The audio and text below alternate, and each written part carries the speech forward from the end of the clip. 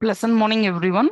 I welcome you all to the third day of our International Conference on Research Innovations and Challenges, created and powered by our Center for Research and Training, National Foundation for Entrepreneurship Development, Coimbatore. Welcome, everyone. I would now like to introduce our distinguished conference co-convener, Professor Dr. Isha Jain. Professor Dr. Isha Jain is a faculty in the finance, accounting, and entrepreneurship area with more than 14 years of work experience. She is a resource person for various faculty development programs, workshops, conferences, seminars, webinars at national and international levels. She has been bestowed with 29 honors and awards, including 17 Best Research Paper Awards and a Dean Committee Choice Award in various international conferences of repute. She has published 7 patents with the Government of India and 2 patents with the Government of Australia. More than 90 of her research papers are published in various journals, including Scopus and Web of Science and conference proceedings, as well as she has authored 2 books. She has chaired various national and international seminars, conferences as session chair, keynote speaker, and panelist in panel discussions. She is also associated with 12 various international journals as editorial board member, academic advisor, research paper reviewer, and editor-in-chief. Currently, she is serving at IILM University as professor of finance and accounting at Haryana. So I now invite our distinguished conference co-convener, Professor Dr. Isha Jain, to deliver the welcome note. A happy morning to all present here. On behalf of the Presidium of National Foundation for Entrepreneurship Development, Coimbatore, Tamil Nadu, I heartily welcome our Honorable Conference Chair and Chief Patron, Karmveer Jyoti Professor Dr. R. Ganeshan, Founder and Chairman of NFED, Conference Director Mrs. Ramya Kandeval, Executive Chairman and Director of NFED, Conference Convener Dr. R. Rajeshwari, Professor, Department of EEE, Government College of Technology, Coimbatore, Tamil Nadu.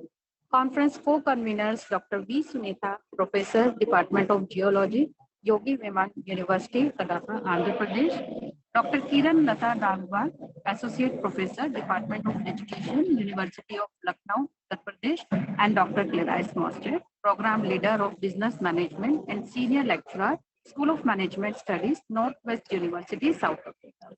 I express my warm welcome to our honorable international keynote speakers of today, Dr. B.B. Sam Samuel, Vice Chairman, Knowledge Oman, Sultanate of Oman, and Ms. Saida Ahmed, Founder Director, Education Partnerships UK Limited, London, United Kingdom.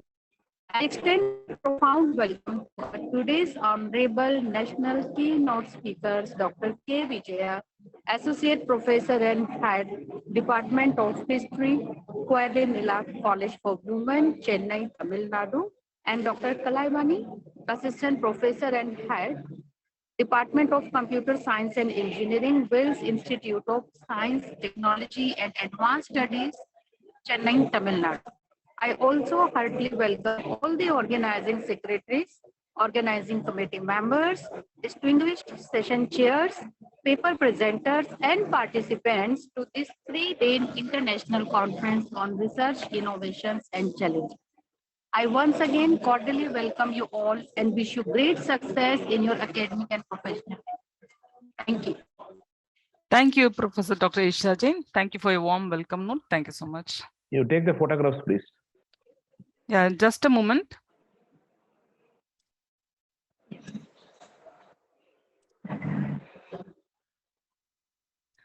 Dignitaries, kindly switch on your video. So let me take a screenshot.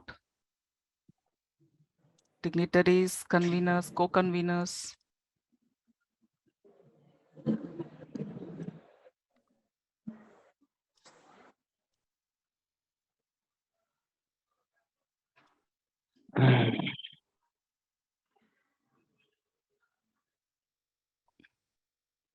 Sunita, ma'am.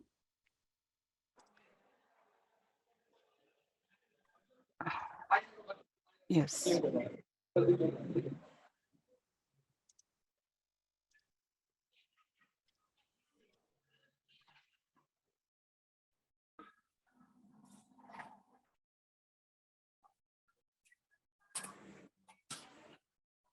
Yes. Thank you. Thank you, everyone.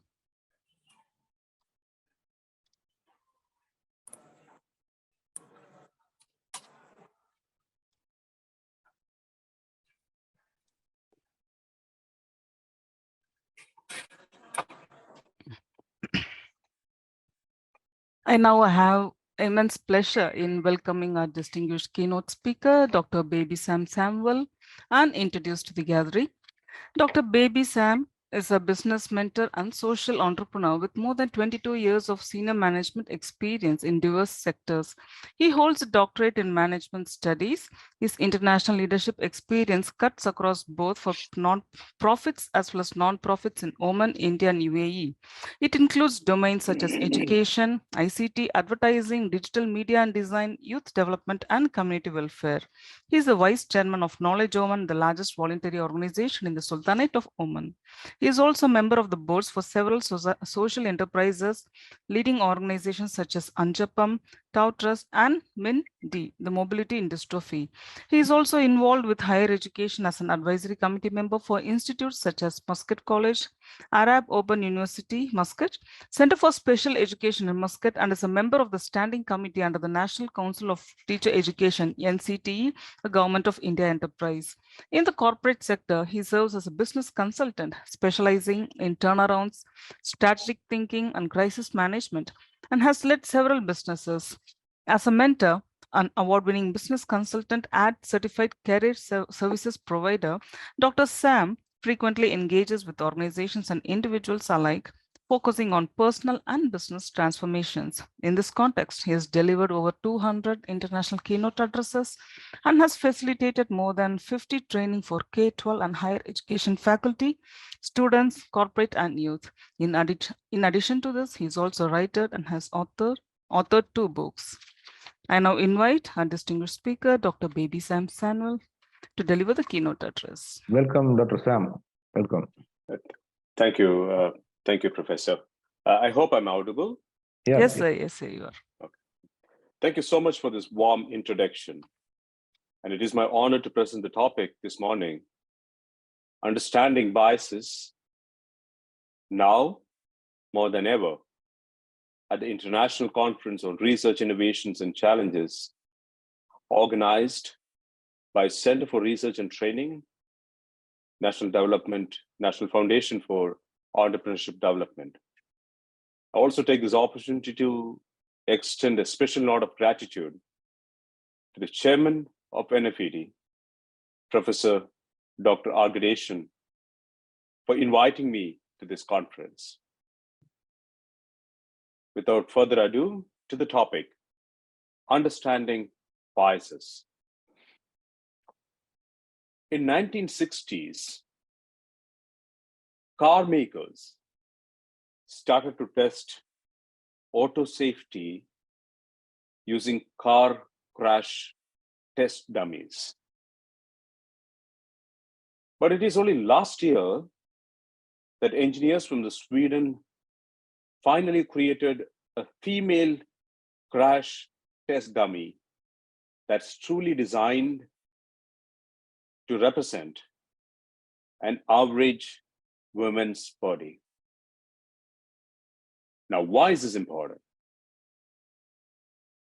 Decades of male-focused testing has cost women their lives.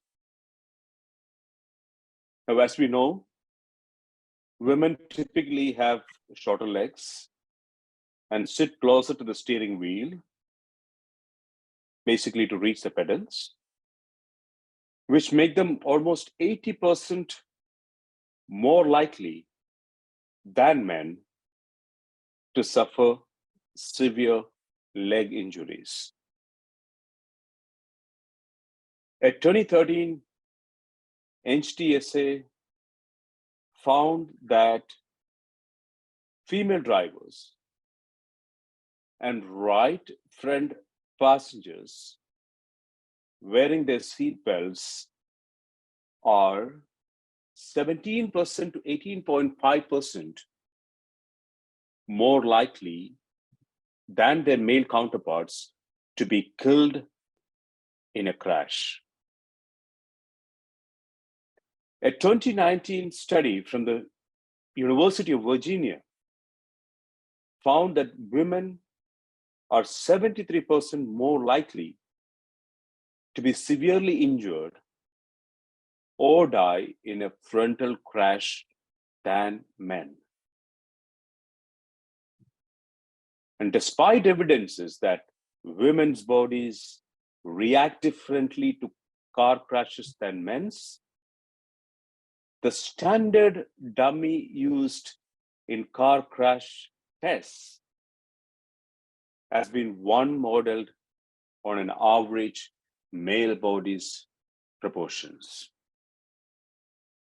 And this is bias in action. And by definition, bias is any trend or deviation from the truth in data collection, data analysis, interpretation, and publication, which can cause false conclusions. Of course, bias can occur either intentionally or unintentionally. But remember, research is meant to advance knowledge. It is meant to carry forward the torch of transparency and reliability. And bias in research can affect the study, can distort its outcomes. And as you see from the car crash dummy example that I just mentioned, it can affect lives as well. Of course, bias creeps on all of us, and there are so many types of it out there. It can come from the researcher or the respondents or even the questions. And in order to deliver the highest quality of research, we have to be vigilant and ensure that our research is not muddled with biases, whether implicit or explicit. As I said, the bias could be in data collection, could be in data analysis, data interpretation, or even in publication. And while every student and study has its confounding variables and limitations, it is crucial to be aware of the biases affecting research and minimize these and avoid distortions as much as possible. And this is important to follow as a research participant, as a researcher, and even as a reviewer and an editor. Now, if we look at the common types of biases that can influence the result of scientific and social science studies, there could be, for example, the information bias. And it is also called as the measurement bias that arises when key study variables are inaccurately measured or classified. Information bias occurs when the data collection steps, and is very common in research studies that involve self-reporting and retrospective data collection.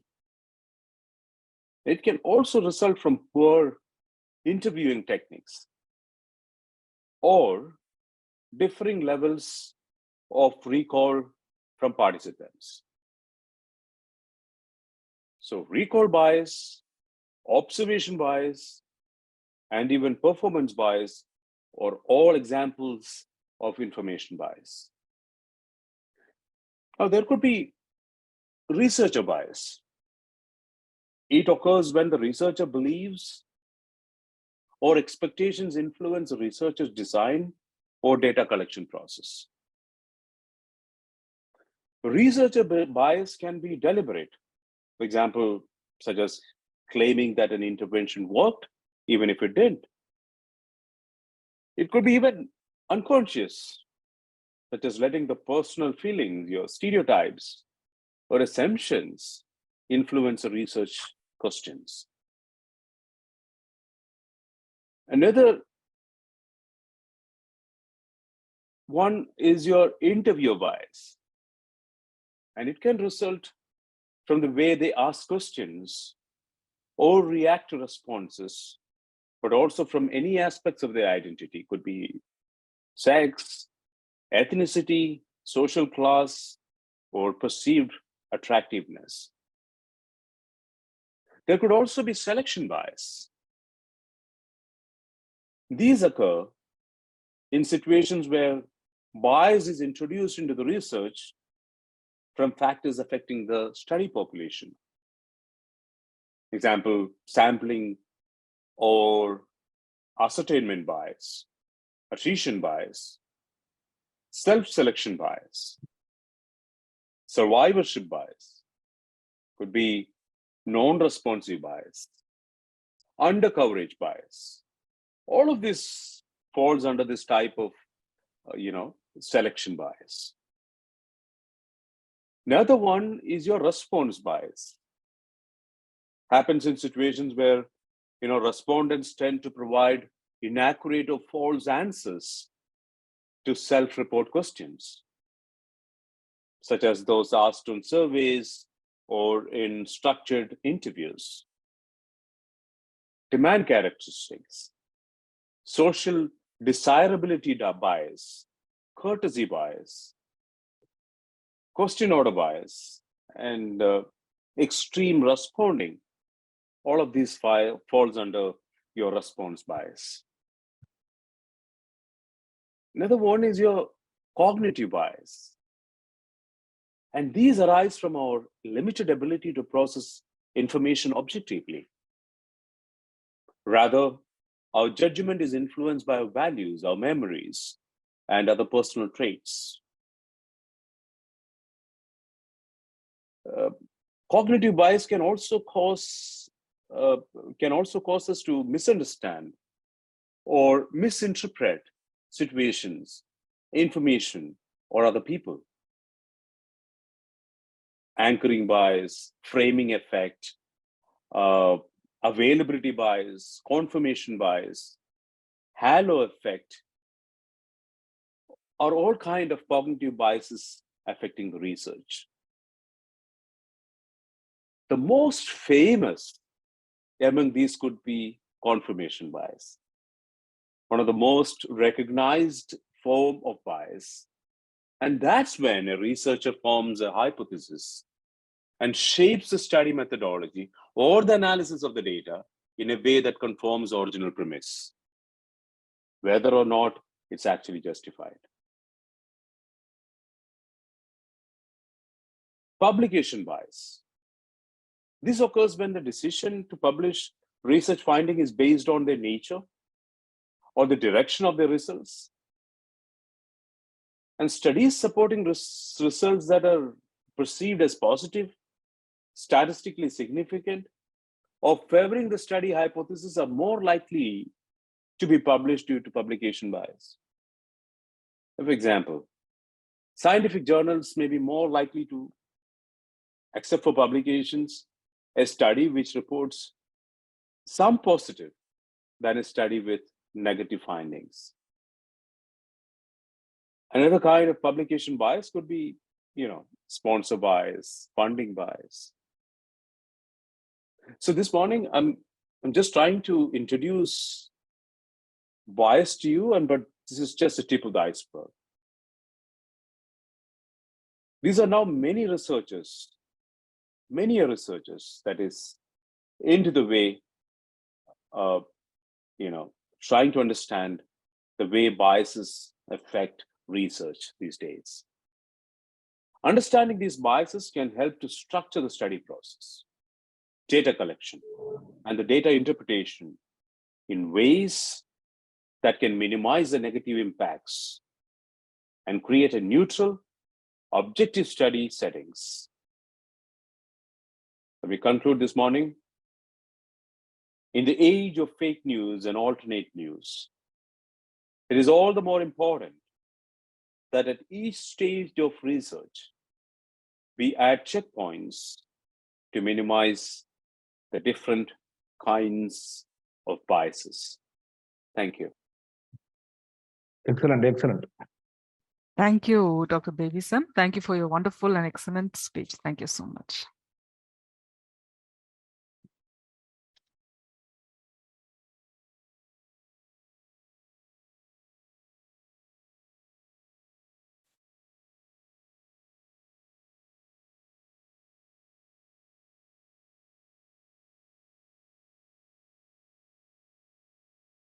I now express my hearty welcome to our distinguished keynote speaker, Associate Professor, Dr. K. Vijaya. Dr. Vijaya has earned her doctorate in Indian history from the University of Madras, Chennai. She has over 23 years of academic experience and has contributed extensively in the form of research guidance, publication of academic findings, book chapters, spread of education awareness through seminars, workshops, and presentations, resource person in national and international seminars and conferences, etc. Her research areas include gender studies, women empowerment, women and human rights, historical research. She has served as subject expert in the Teachers Recruitment Board, Staff Selection Commission, TNPSC, and Interview Board Advisor in various committees, Scientific Committee member of the Second and Third International Conference on Future of Women, International Institute of Knowledge Management at Colombo, Sri Lanka in 2019 and 2020, member of Advisory Board in the World Congress on Women 2019 at Indian Institute of Science, Bangalore. And she also has received various awards and recognitions, including Sri R.V. Ramasamy Iyer Endowment Prize, Best Citizen of India Gold Medal Award from Global Economic Progress and Research Association in 2015, Lifetime Achievement Award from National Foundation for Entrepreneurship Development, Coimbatore, in its 13th National Teachers' Day Awards 2022. She is currently serving as Associate Professor and Head of the PG and Research Department of Historical Studies at Qaeda Millat Government College for Women, Chennai. I now invite our distinguished speaker, Associate Professor Dr. Vijaya, to deliver the keynote address. Welcome. Very good morning to one and all present here. It's my proud privilege to be here as one of the keynote speakers in this eminent forum of National Foundation for Entrepreneurship Development. I profusely thank Professor Ganesan, the chairperson of NFED, and director, Mrs. Ramya Kandavel, for having given me this wonderful opportunity to share some of my thoughts on historical challenges in research. I also would like to record my sincere thanks to Professor Samuel, the previous speaker, for making my job little easy, through which I can step in over to share some of my views on challenges in historical research. As you all aware that history teaching or the history education in the earlier period was viewed only as political achievements. In 1960s and 70s, the national history started dominating the curricula. After 1960, you can see a shift over in the historical knowledge, where the emergence of subaltern historiography, the marginalized sector was given focus. And slowly and gradually, the historical knowledge improved in the lives of the people with different perspectives. On this, I would like to quote the important quote of Professor Thomas Carvey, who said, "A man without history is a man without knowledge. It is like a tree without roots." So I could understand the historical knowledge of a country, historical background of a state to focus upon. Any matter cannot be formed with history. That is why we used to call history as the mother of all subjects. Being a historian, they are facing a lot of challenges. What are the challenges faced by the historian? Let me point out few to ponder over your knowledge. The historical matters are based on three important categories: recategorization, rereading, and redefinition. The historians, they face different challenges, particularly the objective writing of history is the most important challenge. This is influenced by power, social pressure, clash of ideas, or sometimes the motive of the author. Because the objectivity reflects the interest of the author. Writing historical text without objectivity is very difficult. However, the author should know how to control his objectivity, and there should be a subjective matter, undoubtedly, but there should be a distinct difference between objectivity and subjectivity. So the objectivity of historical writing is the most important challenge for a historian. And in order to enhance the historical challenge, objective writing is very essential. And second important thing is the historians are more dependent on sources and interpretation. As you all aware that sources are the nerve center of historical research, not only for historical research, for any research for that matter. We are depending more on sources. Most of the time, the sources are inadequate. We are not able to find out the original and authoritative, authenticative source to write the proper document. Sometimes the contextual error occurs in the historical record.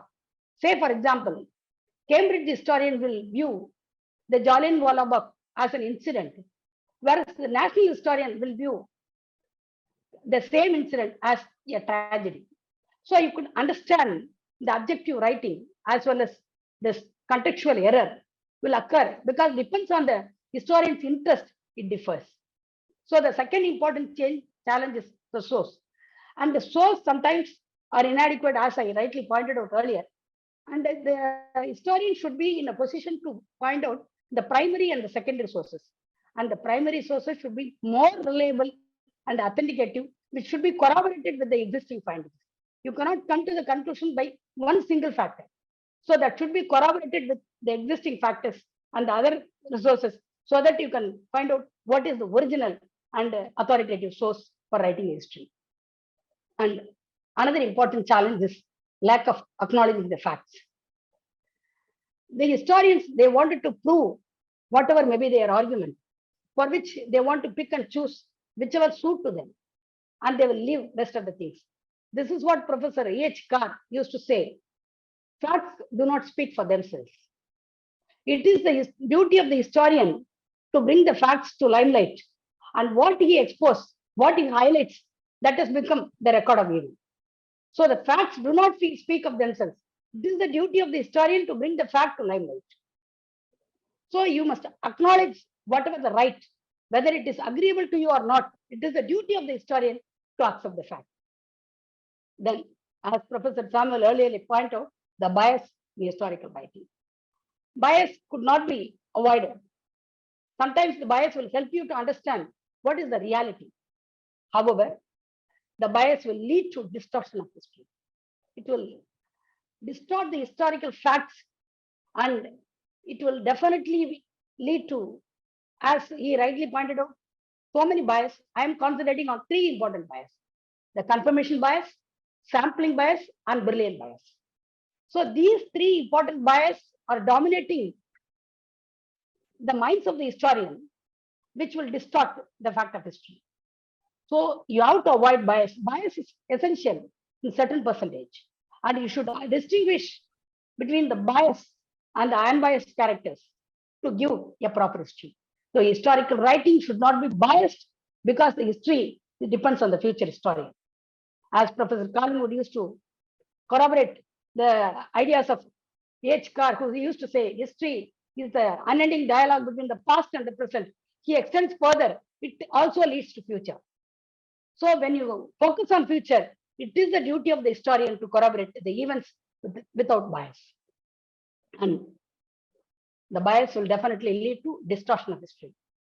The distortion of history is due to adaptation and information provided by a particular society. Sometimes particular event is being projected by two important people in two different views. The historian themselves will be at confusion. They will not know what is right and what is wrong. The bias can occur this distortion can occur in different ways, altering the historical facts, rewriting the history with fabricated stories, and manipulating the historical facts and using the history as a platform or a propaganda for self-focus. So these are the factors which leads to distortion of history, and distortion of history will lead to not a proper understanding of the fact what the young scholars are aiming for, because nowadays the young scholars are concentrating on cut, copy, and paste. They are not bothered about distortion. This is the trend, recent trend I could visualize among the research scholars. That should be curtailed, because if you want to produce the original history, the distortion should be avoided. The distortion can be possible by objective writing and writing without bias. And choosing of a topic is another important challenge for a historian, because nowadays historians are not bothered what to omit and how to omit. What to select is the basic criteria for them, because choosing a topic is like choosing a life partner. That's what historians used to say that. So it is a challenging task choosing a right viable topic, viable matter is an important concept for the historian to project the proper history. So sometimes the combination of many will lead to not a proper understanding of the topic. So the historian's challenge is not eliminating the unanswerable or unimportant questions, but choosing the important question is an important factor. Then, if he's going in for all these challenges, what could be some of the suggestions from my side to make history a viable and more authenticated and more proper understanding for the future generation? First, historians must identify the original source. He must distinguish the source material by engaging a selection, evaluation, and synthesis. If we engage all these proper process in a proper historical methodology, by applying the methodology, definitely you will need to get a proper sources, and you can corroborate the events with other existing materials so that you can finalize your conclusion, the real material, the real fact can be brought out. And another important suggestion I would like to give, to be an objective historian, he must strive to authenticate the available evidence, and the evidence should be genuine, for which you need to apply the knowledge and the existing setup with various parameters available to test your hypothesis. Then your research will be a complete. If you test your hypothesis with various variables, definitely you can produce a good research. And he must possess some personal attributes. That is the responsibility, controlled imagination, and the capacity of sound judgment, for which he must have the knowledge not only in history, but also in other, social sciences, and also in other related sciences.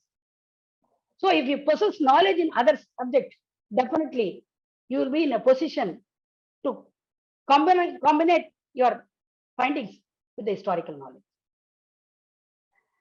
Because we are living in the digital world, so we need to equip ourselves with the existing scenario. Nowadays, we have got lots and lots of information. The data is more, and analyzing the data, we have got number of tools. And historians should know how to adapt the new technology. It is not only the writing of the past. They must realize that it is the current scenario, which is today's history. Today's event will become tomorrow's history. So they must corroborate their knowledge with the current findings. And current technological skill is very much essential to update the historical knowledge, for which we can go in for some of the important technical tools like text mining, big data analysis, database structures, which are some of the computing tools which help us to analyze and interpret the data in a proper way, in a systematic way. Further, the machine learning techniques like data mining and artificial intelligence is capable of detecting the data, patterns in the data. It also suggests some of the categorization, dimensions, angles are possible by using these computing techniques. So being a historian, we must possess some computing knowledge. Computing tools should be used to suit the current scenario. And at the end, I would like to make a humble submission to the audience here. History is not only the legacy from the past. What we are cherishing in the present, it is our duty to transmit to the future. So this is possible. The historians must endeavor to execute his work with professional ethic. I underline the word, the professional ethic, the base for the historian to prove and provide the correct understanding of the facts and matter of history is the record for the future generation. And it is a paramount, the only way the historian can sustain and enhance the relevance. So history should be written with the factual, with objectivity, with reality to achieve the real goal of historical research. Thank you for the opportunity given. Thank you. Thank you, Thank you. ma'am. It's a Thank you so great, much. great address. Thank you. A great address and wonderful elaborate speech about the distortion of the facts and the bias. Thank you, ma'am. Thank you so much. Thank you, ma'am. Thank you so Thank much. you.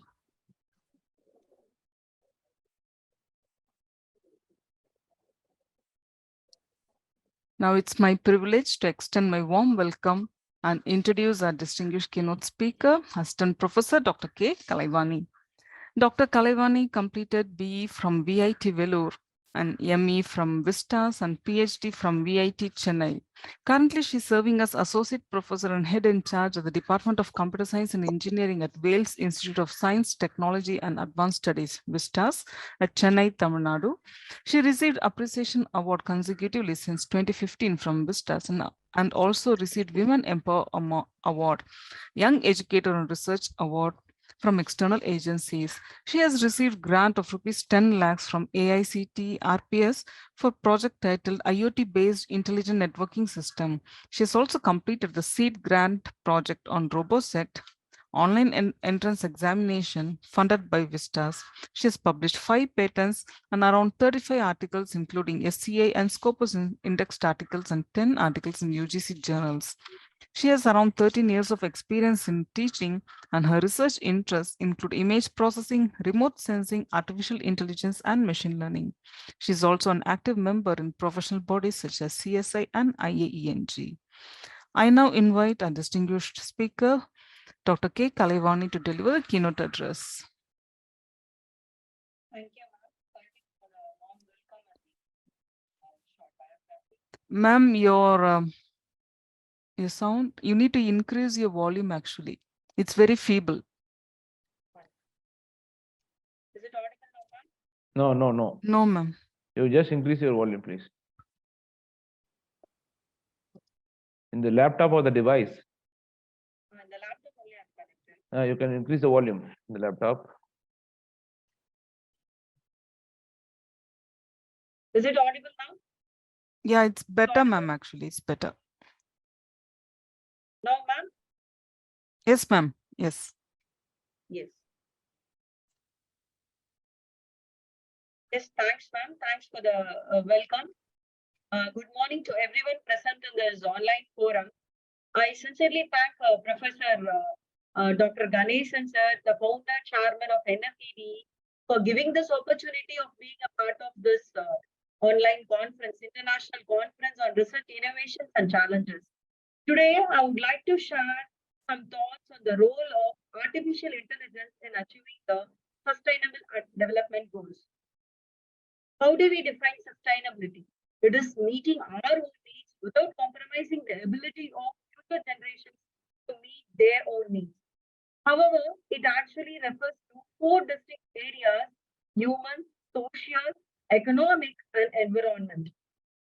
The Sustainable Development Goals are a collection of 17 interlinked goals, global goals, designed to be a shared blueprint of peace and prosperity for people and the planet now and into the future. The Sustainable Development Goals were set up in 2015 by the United Nations General Assembly and are intended to be achieved by 2030. So what are the Sustainable Development Goals? No poverty, zero hunger, good health, quality education, gender equality, clean water and sanitation, affordable and clean energy, decent work and economic growth, industry, innovation and infrastructure, reduced inequality, sustainable cities and communities, responsible consumption and production, climate action, life below water, life on land, peace, justice, and strong institutions, and partnerships for the goals. So the main characteristics of these 17 goals is their interconnectedness. How? It is likely that the rise in poverty will lead to a decline in sanitation habits and an increase in health issues. Furthermore, with poverty, access to schooling is more difficult, and it will be easier for violence to occur that will lead to loss of peace. Let us take another example, the climate change. The climate change is affecting the biodiversity and would worsen the current inequality between individuals. Therefore, it is clear and evident that any commitment to any one of these 17 goals may have a positive impact on another, or even several others. Just like our human body, the parts of sustainability are connected and can't function one without the other. This makes it a little easier to focus on one goal, but yet achieving the results on several others. Let us see who can influence this and how. Technology plays a vital role in achieving these sustainable development goals. A significant amount of expertise, ideas, and innovative technologies from scholars, experts, entrepreneurs, and technologies can really influence in achieving the sustainable development goals. More specifically, AI technology, machine learning, big data, computer vision, and others can help the stakeholders to get more accurate guidance on how to act towards and achieving the sustainable development goals. See, specifically, there is an alliance between the artificial intelligence and sustainable development. The alliance is very seamless. Artificial intelligence has proven to contribute to sustainable development more effectively by helping to predict the errors and plan to achieve these goals more effectively. Can you believe? According to a study published in Nature journal, AI could help to achieve 70%, 79% of the sustainable development goals. That is the power of AI. Let us see what is AI. What is AI? This term sounds to be known by the people across disciplines. So the artificial intelligence is now all around us. Artificial intelligence is a simulation of human intelligence in machines that are programmed to think like a human and mimic their actions. So the ideal characteristic of artificial intelligence is its ability to rationalize and take actions that have the best chance of achieving a specific goal. There are 17 goals, right? Let us take a specific goal, the third goal, good health and well-being for a moment. AI has been around for decades in the healthcare industry. However, recently, medical imaging has expanded the frontiers of AI into areas previously unimaginable. Let us see how these AI algorithms benefit doctors, researchers through making diagnosis, treatments, discoveries, and the practice of medicine faster, more accurate, and more efficient. Let us further double click on this, a field that attracted more healthcare professionals like our medical imaging, drug discovery, and disease diagnostics. See, in medical imaging, image analysis. For example, let us take an example of detecting cancer in mammograms identifying brain tumor in MRI, or predicting the development of Alzheimer's disease in PET scans. All these, in all these areas, AI has proven to be effective. Let us walk through another example like disease diagnostic using X-rays, which are the most common medical imaging in the world and critical for the diagnosis of thoracic diseases like heart, lung disease, esophagus related diseases. In all these related diseases, in these fields also AI is playing a major role. The interpretation of these images is time consuming and there is a shortage of trained radiologists around the globe. For example, researchers at Stanford Academic Medical Center recently developed a deep learning algorithm to aid in the interpretation of chest X-rays. The algorithm can detect 14 different pathologies for 10 diseases and can localize parts of the image most indicative for each pathology. Overall, the algorithm performed just as well as radiologists for one pathology, and it outperformed the experts in some others. Regarding the efficiency, radiologists labeled 420 images in 240 minutes on average, and the algorithm labeled them in 1.5 minutes. This work demonstrates the power and efficiency of AI solutions in the medical imaging field and highlights how AI can reduce errors related to human fatigue and improve diagnostics. A rapidly expanding area of AI development is drug discovery, which is another field. Researchers from the University of Toronto have developed AI models specifically support vector machine classifiers using various data sets to classify proteins into drugs and non-drug targets for different cancer types. So this research highlights the potential use of AI in drug discovery, medical imaging, disease diagnosis, and so on. So let us let us have a glimpse of the innovations in AI to improve the diagnostic. Chatbots, robotic surgeries, virtual nursing assistants, precision decision medicine, administrative workflow assistance. Chatbots. Chatbots, know what are chatbots? Chatbots offer immediate conversational responses and connecting becomes quite simple for the patients. So this artificial intelligence has the power to increase primary care and triage via chatbots.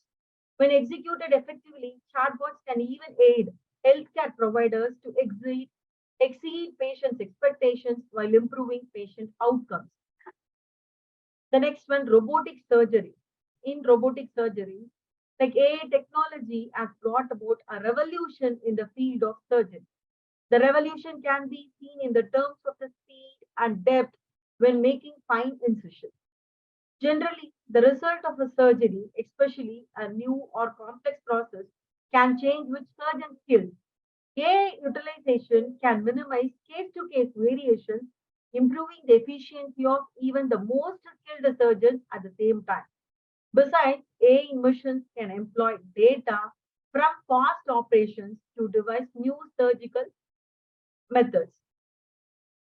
Virtual nursing assistants. AI systems elevate virtual nursing assistants available 24/7 from interacting with patients to directing them to the most effective and best care setting. They can monitor patients, answer their questions, and offer quick answers in real time.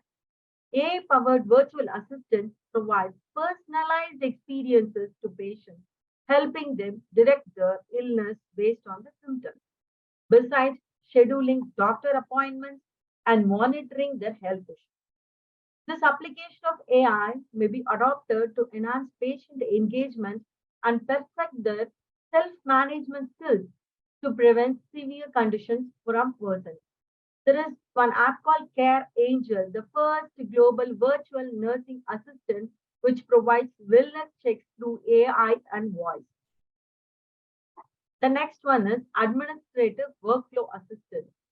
That automation of administrative workflow is one of the AI applications in healthcare. It guarantees that care providers prioritize urgent tasks, aiding doctors, assistants, and nurses save time on their routine jobs. Technology like voice-to-text transcriptions offers help on the administrative end of healthcare. So IBM's Watson, that is one example, which mines big data and assists physicians offer a highly personalized and efficient treatment experience to their patients. AI is there in the preventive healthcare also. Like the potential applications of AI in preventive healthcare are wide ranging and profound. Beyond heart attacks, researchers are actively studying the use of AI to predict a multitude of other diseases and illnesses. For example, AI may identify which currently healthy people, now they are currently healthy, and they are like which people are likely to develop breast cancer within 5 years, based on the information hidden in mammograms that today's clinicians can't yet interpret. AI can predict which patients in memory care clinics are likely to develop dementia within 2 years.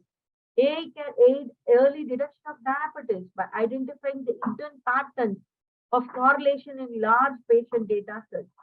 AI may assist in predicting acute kidney injury up to 48 hours before it occurs. So, so far, we have seen many innovations that have been developed to focus on good health and well-being, sustainable development goal using AI. There is a lot more happening around this through continued research and focus to enhance the benefits. Not limiting to healthcare. AI can also contribute to the sustainable development in lot for other areas such as agriculture, energy, education, environment, and much more. The AI-powered precision agriculture can help farmers to increase the crop yield, reduce water usage, and improve the crop quality, thereby achieving the sustainable goal. AI can contribute to the sustainable development in the field of energy sector to predict and prevent power outages, weather patterns, and to optimize the output of solar panels and wind turbines. AI can also improve quality of education by providing personalized learning experiences. AI-powered systems can also help to identify, monitor environmental issues such as deforestation and pollution. So the key takeaway that we need to understand is that AI is really a game changer in terms of how it can influence achieving the sustainable development goals. Overall, AI has the potential to play a key role in achieving the sustainable development goals by powerful tools to optimize resource usage, improve efficiency, to promote sustainable development. However, it is important to consider the ethical and societal implications of the integration of AI in these areas to ensure that the benefits are widely distributed and to mitigate any negative impacts. I'm sure there are more interesting stories and use cases are awaited in the years to come. Once again, I thank for the opportunity. Thank Dr. Ganesan sir for the opportunity, and I hope this will motivate the participants to have laser focus on sustainable development goals in your research. Thank you. Thank you, madam. Thank you so much for this beautiful and compelling presentation. Thank you so much. It was very informative. Okay, thank you. Thank you, ma'am.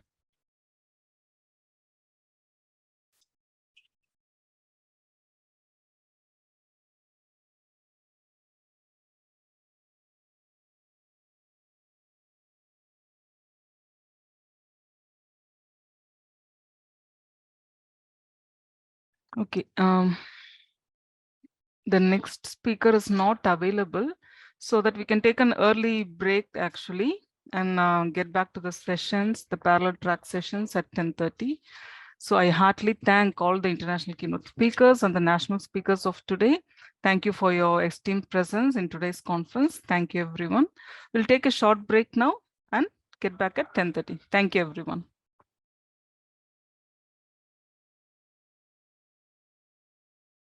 Welcome, everyone.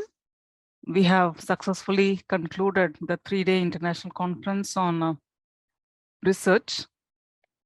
And I would now like to extend my hearty welcome and introduce our distinguished conference co-convener, Associate Professor Dr. Kiran Lata Dangwal.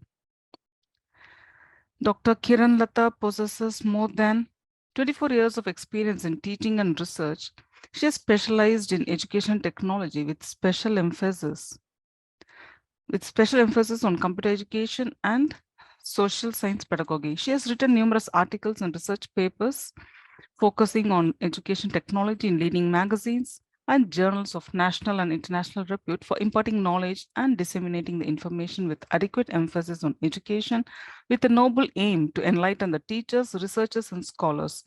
She has written and edited 24 books and has produced more than 60 multidisciplinary research papers focusing on education development, wherein some of these were shortlisted for the nomination for Young Scientist Award in Indian Science Congress Association, the ISCA.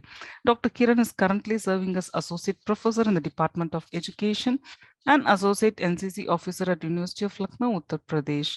She has been awarded as Best NCC Officer Award and DGNCC Commendation Card.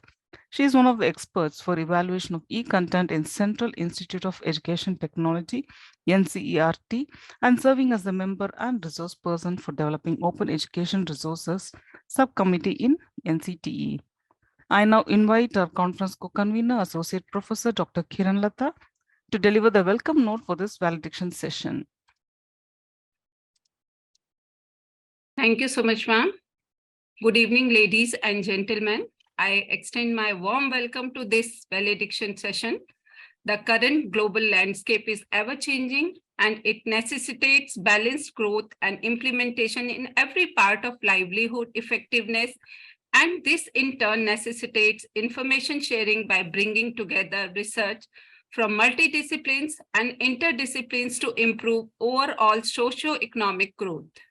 Keeping these considerations in view, this global conference was initiated to revolutionize current research paradigms in science, engineering, technology, management, arts, and humanities with the goal to encourage and promote research abilities of students, researchers, scholars, academicians, practitioners, and entrepreneurs from various academic institutions and organizations.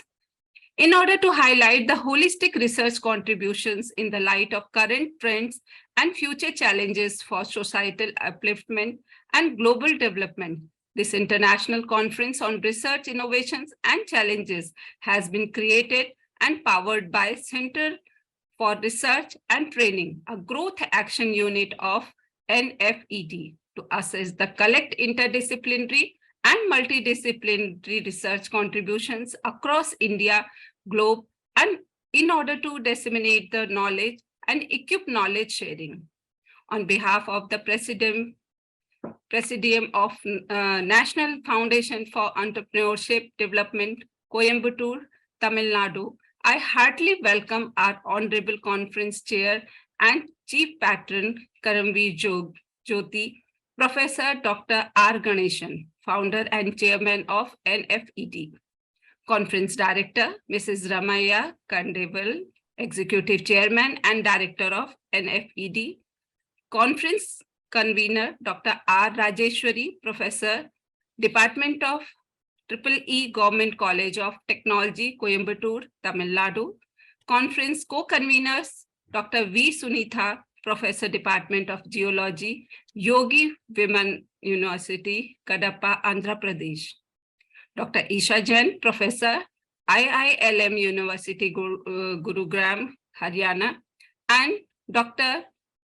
Clarice Mostret, Associate Professor and Program Leader, Department of Business Management, School of Management Sciences, Northwest University, South Africa. I have immense pleasure in welcoming our today's valedictory keynote speaker, Professor S. Mangesh, Chief Advisor of National Foundation for Entrepreneurship Development, Coimbatore, Tamil Nadu, and Chairman and Director of Majestic Technology Solutions Private Limited, Chennai, Tamil Nadu. Ms. Devega Rani Velmal, Co-Founder and Chief Operating Officer, LTT Global Communication, Selgor, DE Malaysia, Dr. P. Chitra, Professor, Department of Computer Science and Engineering, SRM Institute of Science and Technology, Chennai, Tamil Nadu. Dr. Lusan Hamilton, Associate Professor, Department of Business Management, School of Management Sciences, Northwest University, South Africa, and Mr. Ozis Khan, Co-founder and Chief Technical Officer, Unlama Solution Private Limited, and founder of Carisys Solution Private Limited and Galesia Private Limited, Bengaluru, Karnataka. I heartily welcome all the organizing secretaries, organizing committee members, paper presenters, and participants of our ICRI 2023. I once again welcome you all. Thank you, everyone. Thank you. Yeah. Thank you, Associate Professor Dr. Kiran Lata, for welcoming our distinguished validation speakers. Thank you so much.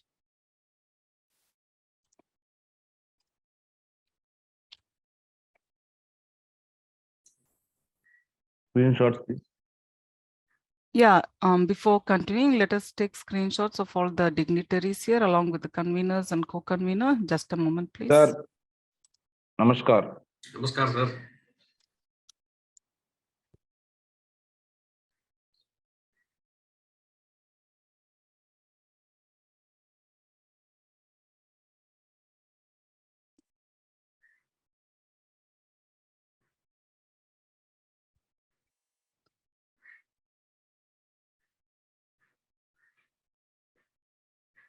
Yourself also, you should include yourself.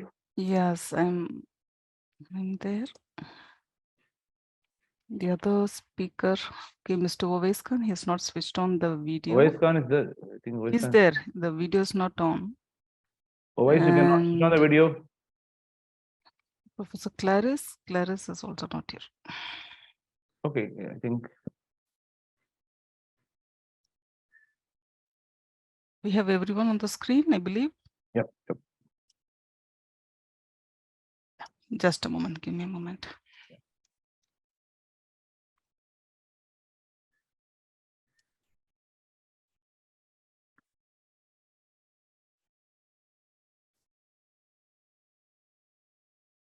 Thank you everyone. Thank you, everyone.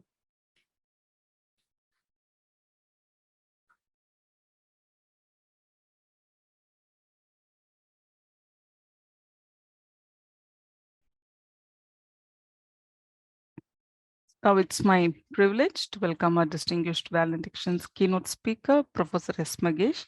Professor Magesh is a notable academician and committed entrepreneur. Apart from his engineering background and as a perpetual learner, he holds multifarious credentials in diverse areas from engineering, science, arts, administration, management, technology, and linguistics. He has a distinguished career spanning in 18 engineering institutions for over 15 years and 10 years of corporate experience. He has refereed index journals in Web of Science, ESCA, Scopus, and Springer publications, 2 patents, and a book to his credit. Professor Magesh is a hands-on director with expertise in information technology, human resource management, e-business development, and soft skills development. He started the Maruti Technocrat e-Services, MTES, foreseeing the needs of comprehensive e-commerce and e-business development platforms in the new business market. Over the years, he has diversified his business line to include publications, manpower services, and educational support services. He is an empaneled language trainer with Wordsworth at Officers Training Military Academy at Chennai. He has won many awards and accolades during his academic and entrepreneurial career.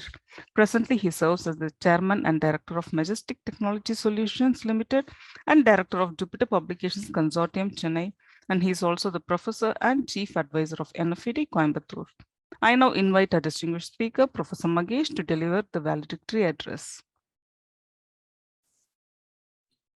Good afternoon and a hearty welcome to the International Conference on Innovations and Challenges, ICRIC 2023, organized by the National Foundation for Entrepreneurship Development. I am honored to have been invited to give the keynote address today in the capacity of Chief Advisor, NFED. Most respected and erudite Karmavir Jyoti, Professor Dr. R. Ganesan, Founder and Chairman, NFED, respected Executive Chairman, Mrs. Ramya Kandavel, Presidium members of NFED, eminent international speakers of today's program, distinguished speakers, faculty members, conveners and entrepreneurs of all nations, invitees and guests. It gives me immense pleasure to address this august gathering today afternoon. As a keynote speaker, I would like to restrict my topic to future of technological growth and needs in India and how NFED is aspiring individuals to stay tuned to the future technological growth in order to create a vibrant entrepreneurial base for the progressive society to bring in social, economic sustenance.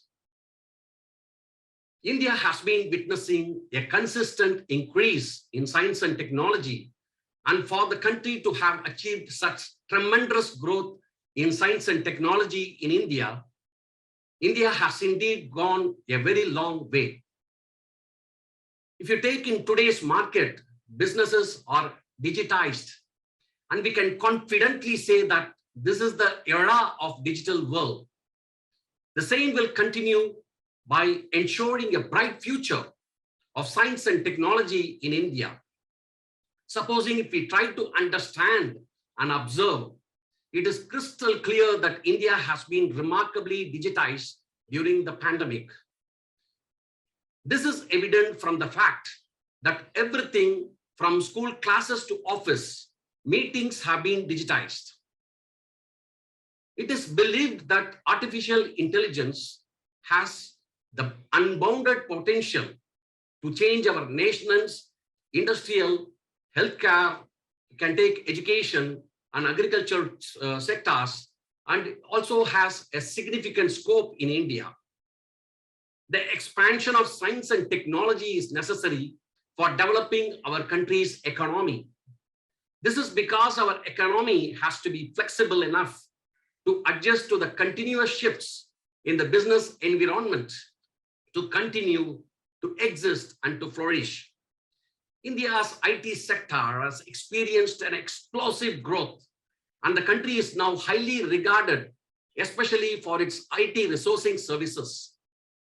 I believe that India is regarded as a nation of choice for multinational corporation MNCs due to the availability of high raw materials and skilled and cost-effective human resources. Therefore, these may be why the largest of giants desire to conduct business in our nation. And to do so does make it easier to interchange technology and expertise. It also makes it possible for young people to find jobs. During the pandemic, we all know that it became abundantly apparent that our lives have become more virtual in the way that was not before apparent, and that the success of a job is incredibly reliant on the accessibility of high quality of computers. Especially we can take smartphones and information technology. And we believe that it is impossible for us to forget 2013 when India successfully carried out the Mars orbiter mission. We call it as MOM. His commendable achievement speaks louder about the role of science and technology in developing our nation's economy. We know that the pandemic caused a significant slowdown in the rate at which our economy expanded. There is no reason to be concerned about this because following the pandemic, I always believe that it is anticipated that the Indian economy will experience a U-shaped recovery, and that science and technology will indeed play a pivotal role in the anticipated surge that our economy is bounded to experience. In addition, the fast developing and development of technology that has provided the basis for establishing a significant number of new businesses in various fields. That includes e-commerce, educational technology, we can include healthcare and others. Because of this atmosphere, I believe people have taken the initiative to put on the hat of job creators, which has assisted further in offering employment possibilities to all the qualified and deserving individuals looking for work. economic development in India has been picking up steam for over 3 decades since the economic reforms that took place in 1991. Even though the corona pandemic slowed down economic growth continues with an economy regenerating itself. Technology, we considered it to be significant accept to this expansion, and it has also supported other industries in growing their share of the same market through the use of technology. India is now traveling along the path that leads to progress. However, I believe that the country needs technological improvements much more than the financial expenditure to arrive at its objective of rapid economic expansion very soon. To simulate homegrown creativity, I believe it is necessary for that to be a more significant investment in technological breakthroughs. I think India has a demographic advantage over other nations that are struggling due to a shortage of people since its population. It is expected to be around 136 crores, and its democratic dividend is enormous. Nevertheless, for India to make the most of these circumstances and acquire the upper hand over the rest of the globe, it has to concentrate on its technology requirements, even more so on developing them indigenously. I firmly believe that only when India will be able to capitalize on this position and win the upper hand. We all know that energy growth in India, especially the energy sector, is undergoing a tremendous fast change due to the technical advancements, especially the partnership with automotive industry on the front of electric vehicles. We call it as e-vehicles. The investigation of renewable sources of energy is making steady strides forwards. India is making efforts in this field through its National Hydrogen Mission and Renewable Energy Policy missions.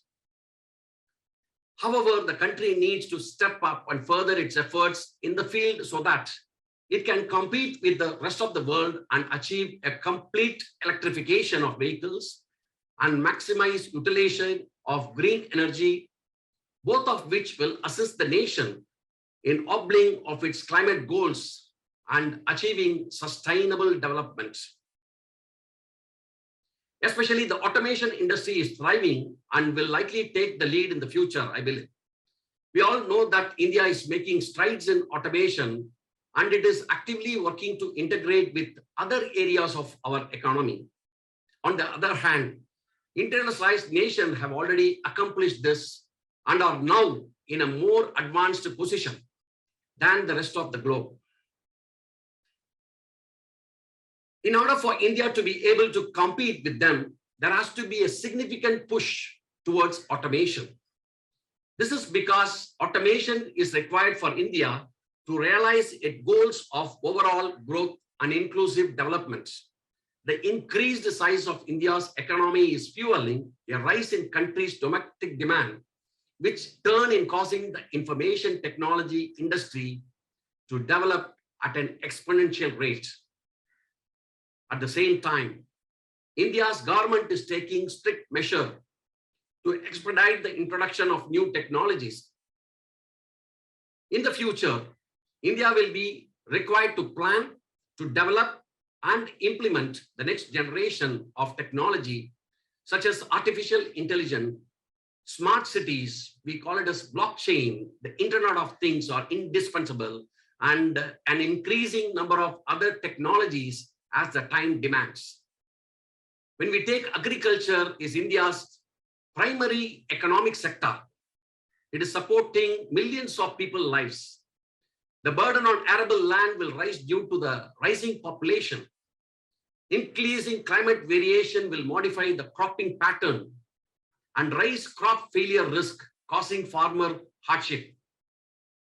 Technology will play a significant role in the fight against these calamities.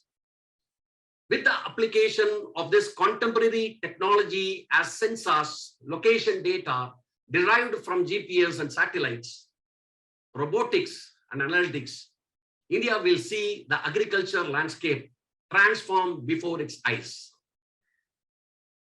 I believe it is essential to a nation's economic and social well-being to have a healthcare system that operates efficiently and a population that is free of illness. The Indian government's current primary focus is on country's healthcare system. It is now being worked on to implement the use of technology for the collection of evidence and data in order to expedite innovation and a shift in risk mitigation tactics. It is not too distant future. Technology will be vital in organizing procedures and making a healthcare more accessible.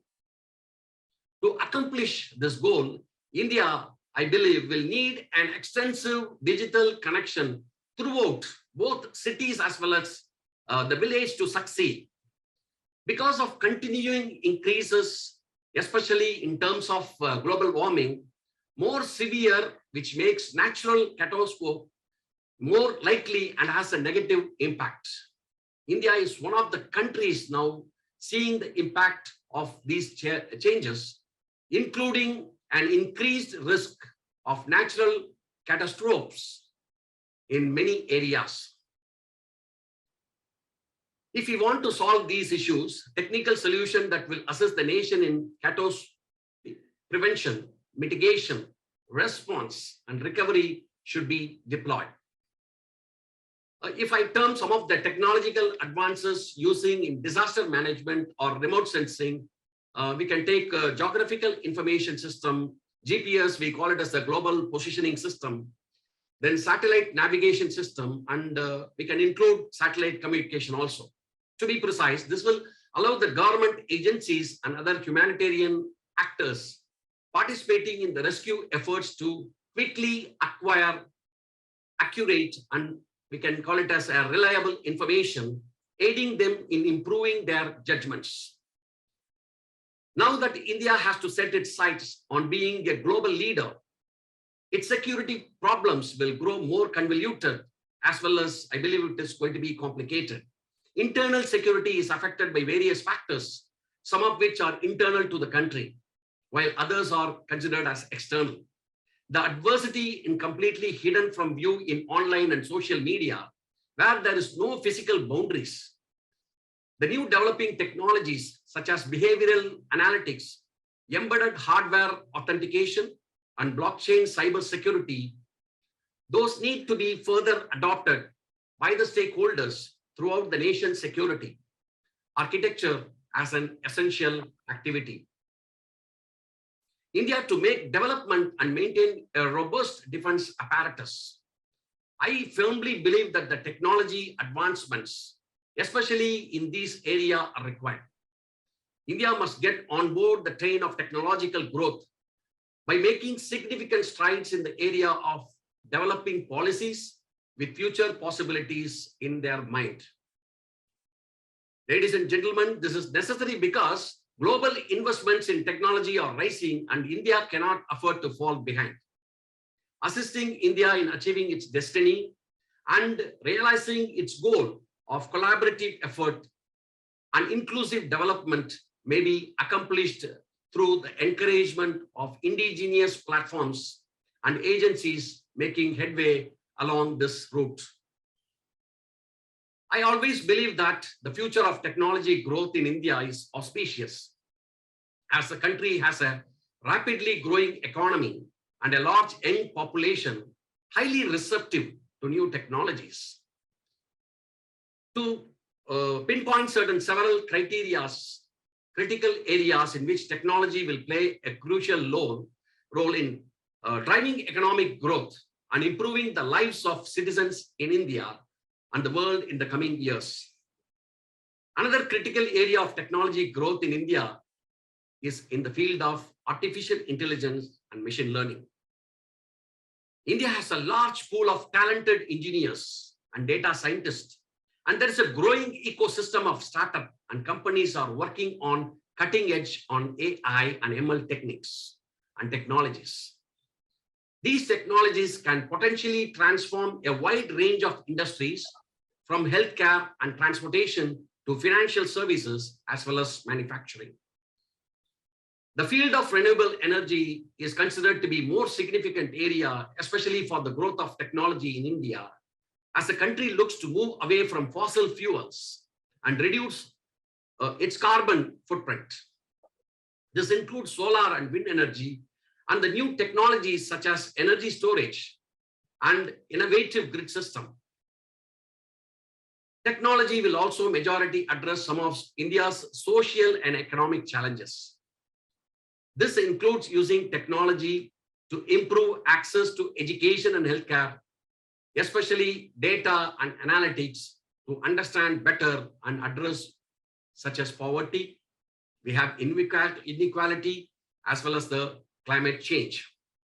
With great appreciation and gratitude, we recognize the contribution and services of the chairman of National Foundation for Entrepreneurship Development, Karmavir Jyoti, Professor Dr. R. Ganesan, IITN. I consider him the father of contemporary entrepreneurship, since I have been associating with NFED for over a decade and with various organizations.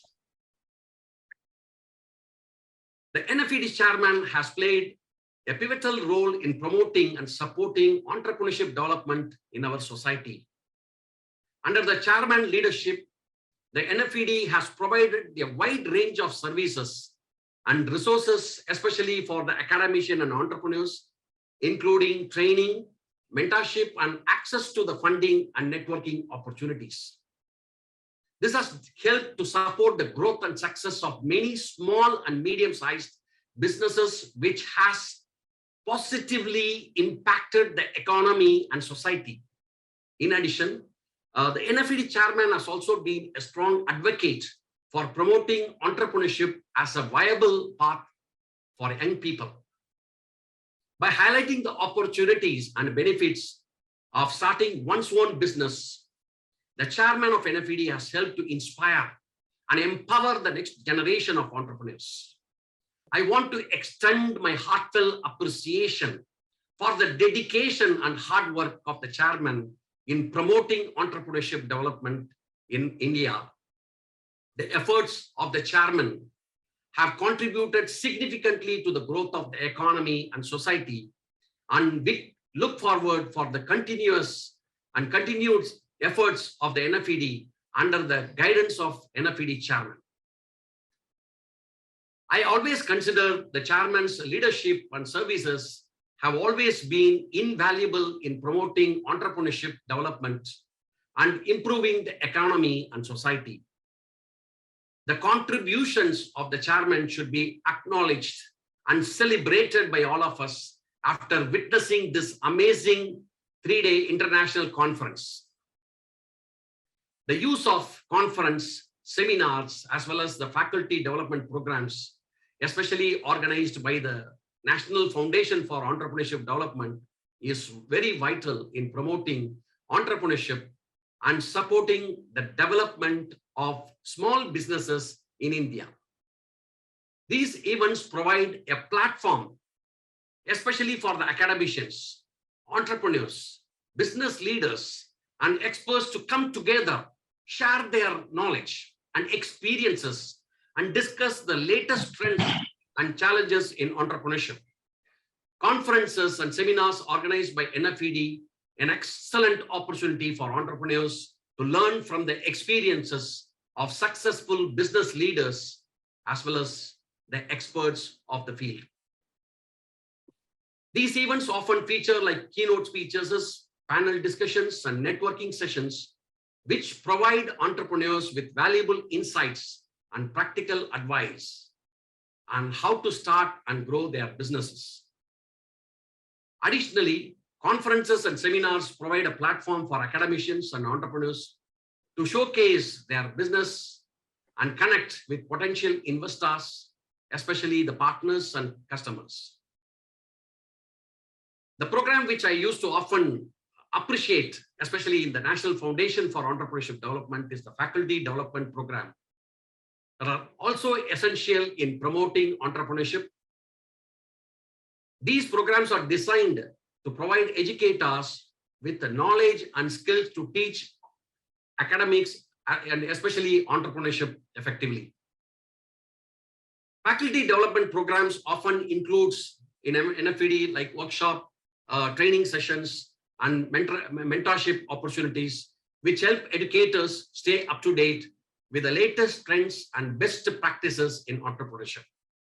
This program also provides educators with a platform to network with other educators and experts and share their experiences as well as the insights.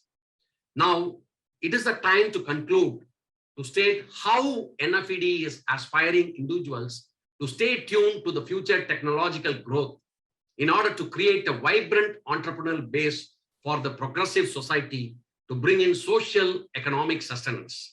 What we have to do is stay updated on the latest technology news and trends by reading industry publications, attending like NFED type of conferences and events, and following thought leaders in the field like our chairman. Learn new skills that will be in demand in the future, such as data analysis, coding, and artificial intelligence, since I'm in that domain. Network with other entrepreneurs and professionals in your field to learn about new opportunities and stay connected with latest developments. Seek out mentorship or guidance from experienced entrepreneurs who can provide valuable advice as well as the support. And the main thing is you have to stay curious and open-minded and be willing to take risks and try new things. Also, we have to be aware of the social and economic impact of new technology and think about how they can be used to create positive change in your community or industry. Finally, look for the opportunities to apply new technology in your own business or venture, or consider starting a new enterprise that leverages emerging technologies to solve problems or to create new opportunities. In conclusion, the future of technological growth in India is incredibly promising. As technology continues to advance, we have the opportunity to create more vibrant entrepreneurial base, improve social and economic sustenance, and to transform the way we live and work. But for this to happen, what we have to do, we need to stay informed about the emerging technologies and their potential impact on society. We need to learn new skills that will be in demand in the future. Network with other entrepreneurs and other professionals in our field. Seek their mentorship and guidance. We have to stay curious, open-minded, and willing to take risks. We need to be aware of the social and economic impact of the new technologies and look for opportunities to apply them in our businesses or in our academics or in our venture. Let's work together to create a more prosperous and equitable future for India by embracing the power of technology. I thank for giving me the wonderful opportunity today for the 3rd International Conference. I wish NFED all the best. Thank you. Thank you, sir. Thank you. Thank you, Professor. So, thank you, Professor, for a very insightful address. Thank you so much.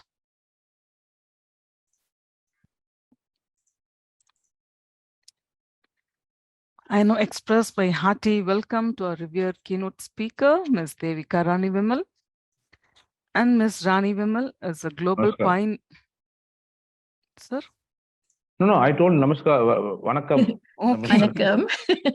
Vanakkam, Prof. Yeah. So Ms. Rani Vimal, a global pioneer and leader in the edtech industry, started her new venture by teaching English via SMS on the Nokia phone.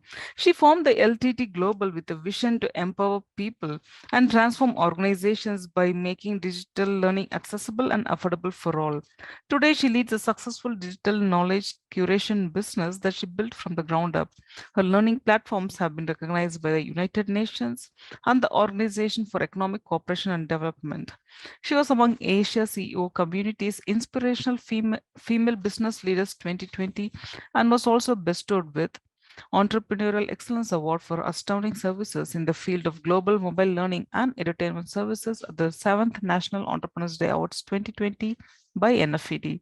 She is a mentor with the Cherry Blair Foundation and Talent Corp Malaysia. She is the co-founder of the Asia Pacific Mobile Learning and Entertainment Advisory Panel. She serves as an honorary advisor, mentor, speaker, and panelist in various organizations. As a part of her contribution back to society, she has been instrumental in the development and implementation of numerous impact projects to empower women, youth, people with special needs, including the visually impaired, and refugees to have access to quality learning to upskill themselves. She believes a passion for profit must be matched with deep compassion for the community too. I now invite a distinguished speaker, Mrs. Devika Ranivimal, to deliver the valedictory address. Thank you so much, Madam Ramya. Thank you very much for this opportunity. Karma Veer Jodi, Professor Dr. Gadison, Conference Chair and Chief Patron. Also to the Center for Research and Training and the National Foundation for Entrepreneurship Development, Coimbatore, Tamil Nadu. I'm Rani Vimal. Greetings from Malaysia to all honorable speakers and esteemed guests. It gives me great honor and pleasure to present today at the International Conference on Research and Innovation and Challenges. I'm here to share with you on the emancipation perspective views of entrepreneuring and how to create value in what we do. All we have to do is to be creative and be imaginative in whatever that we are doing, right? So let me just share my screen. I just realized I have not. Can you all see my screen? Yes, ma'am, it's visible. Okay, thank you so much. So what can ordinary people do? Can they achieve extraordinary things? This is my question. And I believe it is possible for ordinary people to achieve extraordinary things when they decide to take action. We all can achieve extraordinary things, right? It's just that sometimes the idea remains with us and we say, tomorrow, tomorrow, tomorrow, and tomorrow never comes. Or somebody would have said, no, it won't work. And you believed others more than you believe in yourself. So the idea just died. And there may be other external factors as well. Maybe you thought that there was not enough money, not enough support, but all these things that you think you don't have is nothing that should stop you. Your belief is the one that should power you and drive you. And when you start, the universe will actually work to provide you with whatever that you lack. So what I believe is that the difference between ordinary and extraordinary is that little extra that you will do by taking actions that other people don't do. Yeah, do you agree with me? Yes, You yes. can put it in the chat if you like, or you can tell me as well. So I believe that entrepreneurship is actually a very, very powerful tool. It's so powerful that it can make things, really, really better for many people if the entrepreneur has the determination and the passion to actually resolve a particular cause that he is very passionate about. Yeah. So when you actually use entrepreneurship in the right way, you can actually promote greater equality and social justice and liberate people. And instead of just thinking about economic growth and profit. Of course, economic growth and profit are very, very important. But when you have something else as a purpose, then you actually will be able to help marginalized group or help with addressing social and environmental challenges, in return actually promoting sustainable development. Yeah. So every time you want to do something, just believe what is something great that you can do, that you want to do, right? So let me share with you some examples of people who actually took that step. This is Professor Yunus, and his role in entrepreneurship was actually to empower individuals and communities. Now, what happened was, in his case, he found out that people who borrowed money ended up paying interest every month. They never ended up paying the loan back. And for years, they will continue to pay the interest. And it's only a small amount of loan, but because they didn't have the capacity to pay the loan, the interest will double and triple and quadruple, and they will be just paying interest. And he felt that this is very, very unacceptable, right? So he looked at how he could actually help the people by giving small loans that they can afford, and educate them with some fundamental financial principles on how to manage money. And just by giving small loans like USD 20, 30, right? He helped many women to actually start something, small businesses within that. And he helped thousands of people come out of poverty to become self-sufficient and enhance their standard of living.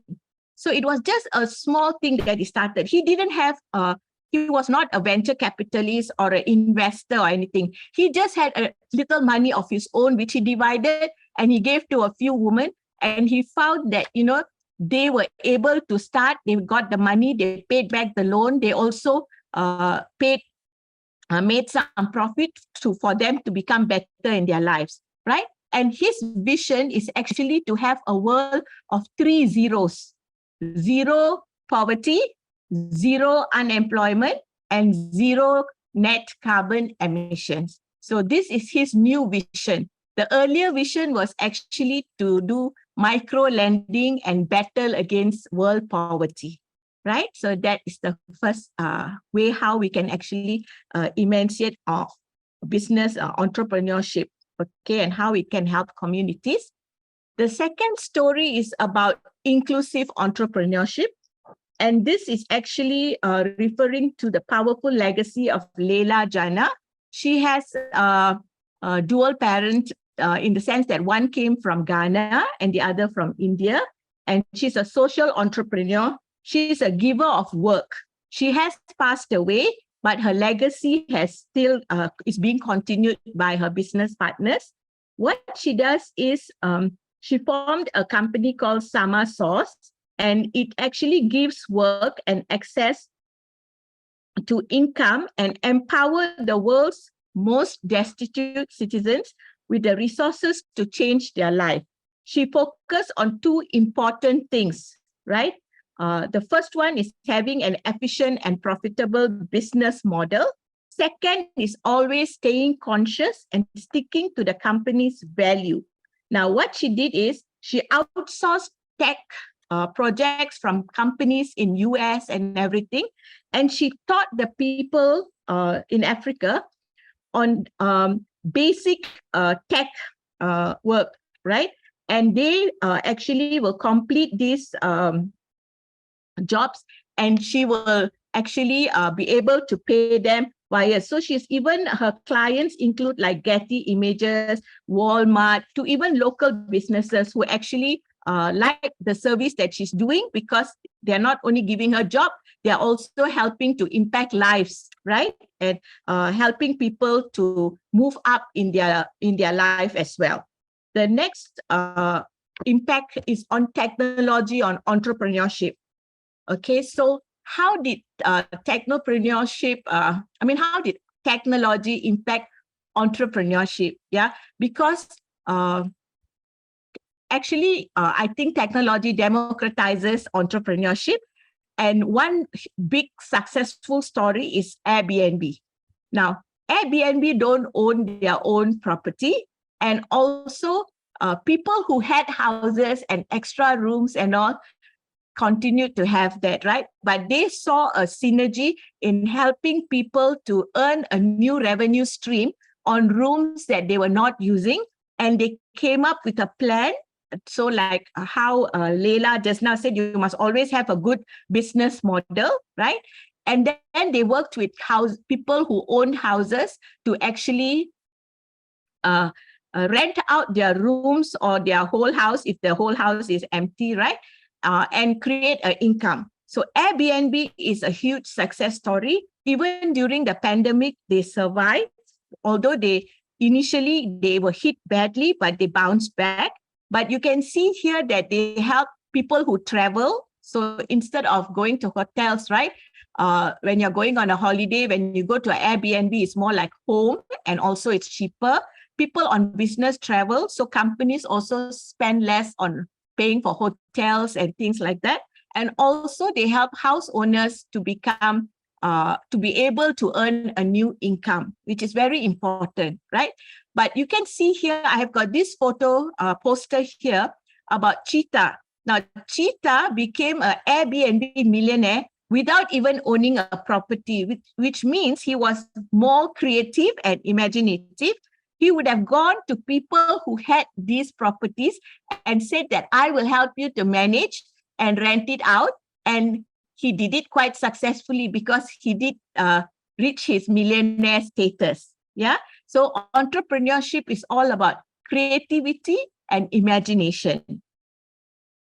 Now, the next importance of creating entrepreneurship would be to give an enabling environment for entrepreneurship.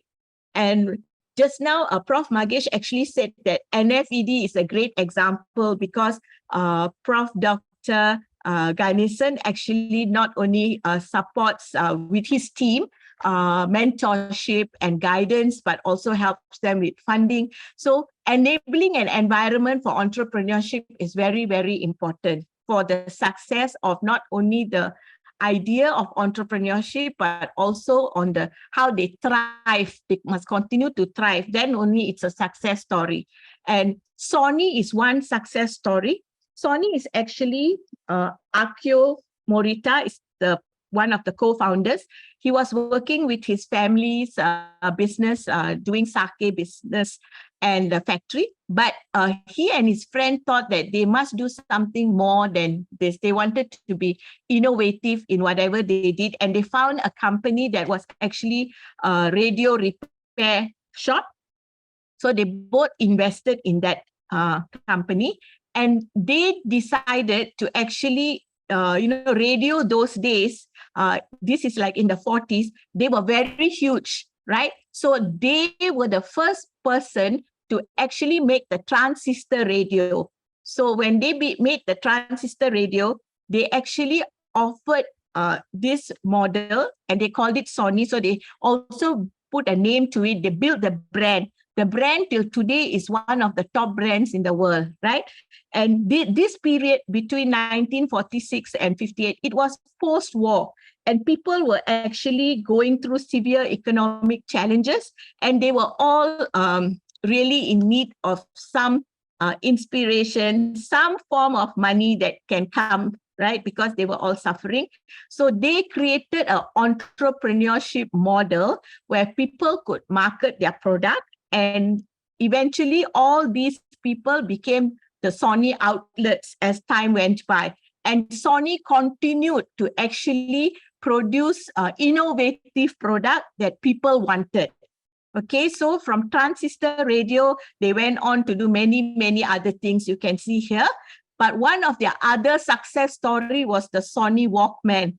Now, when this Mr.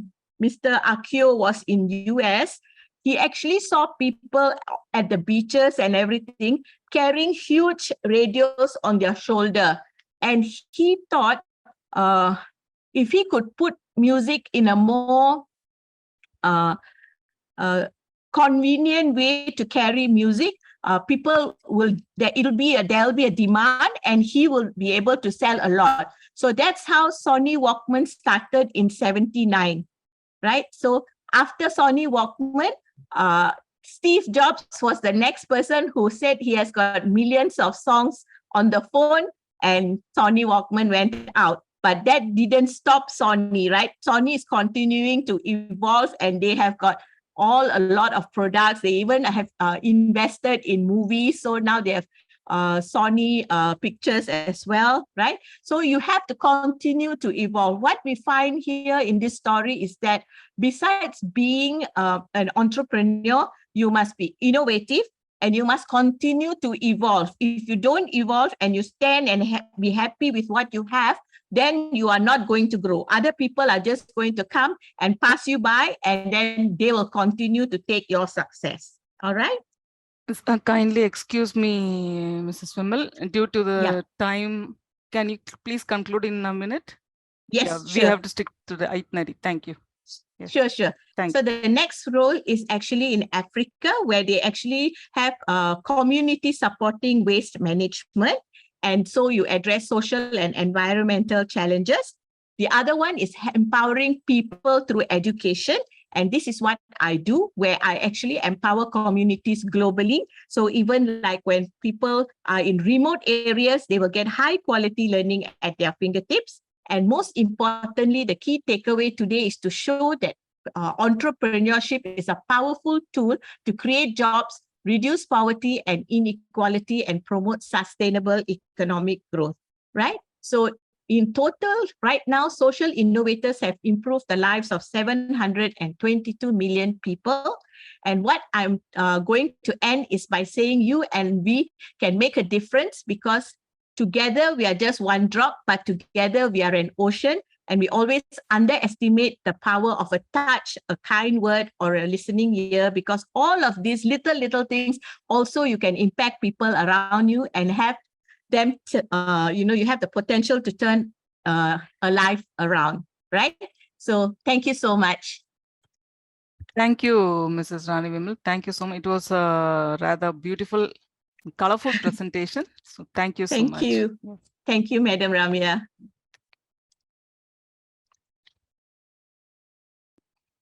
Now I extend my warm welcome to our distinguished keynote speaker, Professor Dr. Chitra.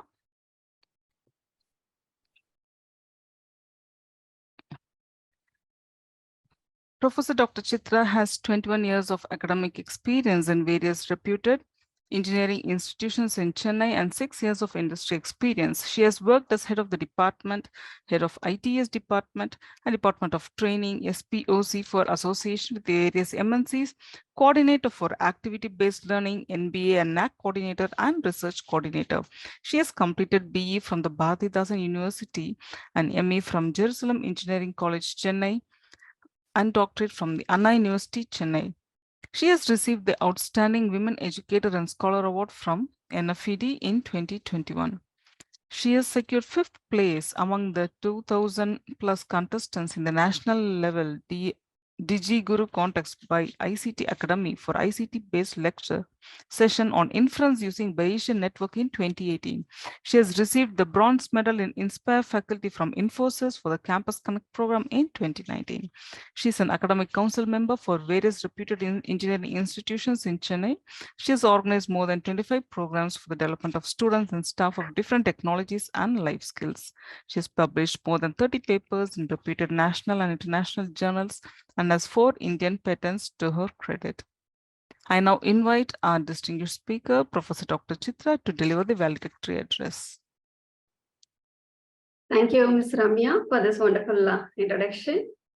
A warm welcome to all the dignitaries and the participants. I'm very happy to meet you all here in this virtual platform as part of this valedictory function of this 3 days international conference. I am Dr. Chitra. I am working as professor in SRM Institute of Science and Technology. I first express my sincere gratitude to my institution for giving me the opportunity to be a part of this international conference. And I extend my sincere gratitude to Professor Dr. Ganesan and Ms. Ramya for giving me the opportunity, wonderful opportunity to be a part of this valedictory function today. And here I am going to talk about the impact of AI in globalization and development. I wish to share my screen. Yes, ma'am, you can start a screen share. Yes.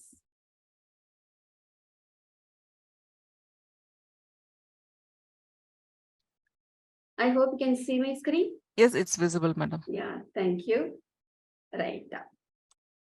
Right. This artificial intelligence has been a buzzword for quite a long time.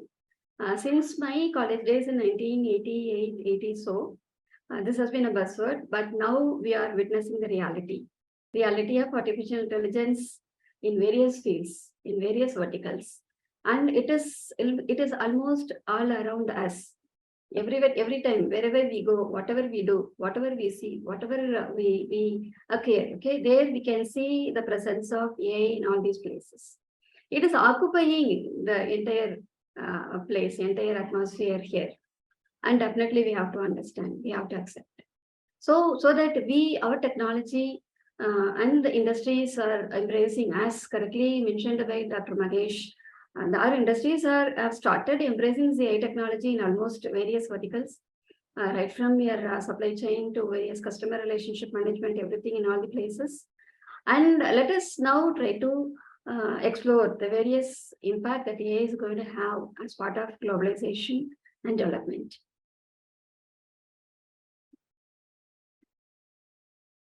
Fine, this AI actually we see that there is a machine that is thought to have artificial intelligence if it responds to queries in the way human would generally respond. So it is expected to respond as a human being that he normally responds. And if it is capable of making decisions that require a human level of intelligence, we say that is an artificial intelligence. And here, these are the basic key components of AI. Starts with intentionality, very, very significant component of AI.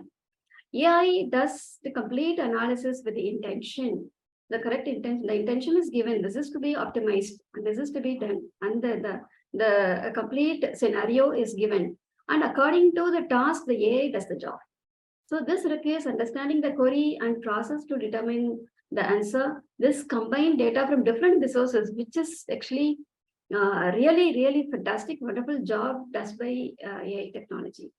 That takes data from different sources, that may be from different sensor, maybe from different file format, from different devices, and data is collected from different devices that is processed real time. Not the historical data, previous year data, previous month data that is processed over a period of time, not like that. It is processed in real time. And the system is able to arrive at the conclusion, arrive at the decision quickly. That is a significant part of AI. And intelligence machine is now, your AI system is now acquiring intelligence through machine learning algorithms. There this is almost known to everyone. There are supervised, unsupervised, and reinforcement learning algorithms. Many different algorithms are there. Various variations, n number of variations of all these algorithms are available according to the type of data that we work, according to the kind of analysis that you want to perform. That differs. So we write data analytics programs that gives the system intelligence. Then adaptability, which is very, very significant here, as this AI system has to adjust its performance according to the changing scenario, changing atmosphere, changing conditions. Take, for example, the self-driving cars, driverless car, that is expected to drive according the road condition may change, the traffic condition may change. Accordingly, a system has to perform. Okay, we cannot predict everything. That the entire world in which we live is completely undeterministic. Similarly, the system is your AI-enabled system, AI-supported system is also expected to perform the same way. That must be able to handle all these undeterministic characteristics of the atmosphere and undeterministic characteristics of the environment. So this is adaptable almost to a satisfactory level. It is able to adapt to the changing scenario. And here we have a small statement mentioned in the report prepared by McKinsey Global Institute recently analyzed the economic data from United Nations, the World Bank, and the World Economic Forum. They report that by 2030, AI has the potential to add 16% or about $13 trillion to global economy. And the GDP is about to rise to 26%. Really, really impressive statistics and figures. And this, at least 70% of companies are likely to have adopted at least one form of AI technology. That is what we see here. Okay, we make use of Uber, we make use of Ola, we make use of Zomato, Swiggy, so many applications. Everything is using AI. Suppose if we use the Ola for that matter, in the morning, if you open the Ola application, that will give different suggestions for as your destination. That learns based on your previous experiences, based on your previous behavior, as correctly mentioned by Professor Nagesh. okay, behavioral analysis.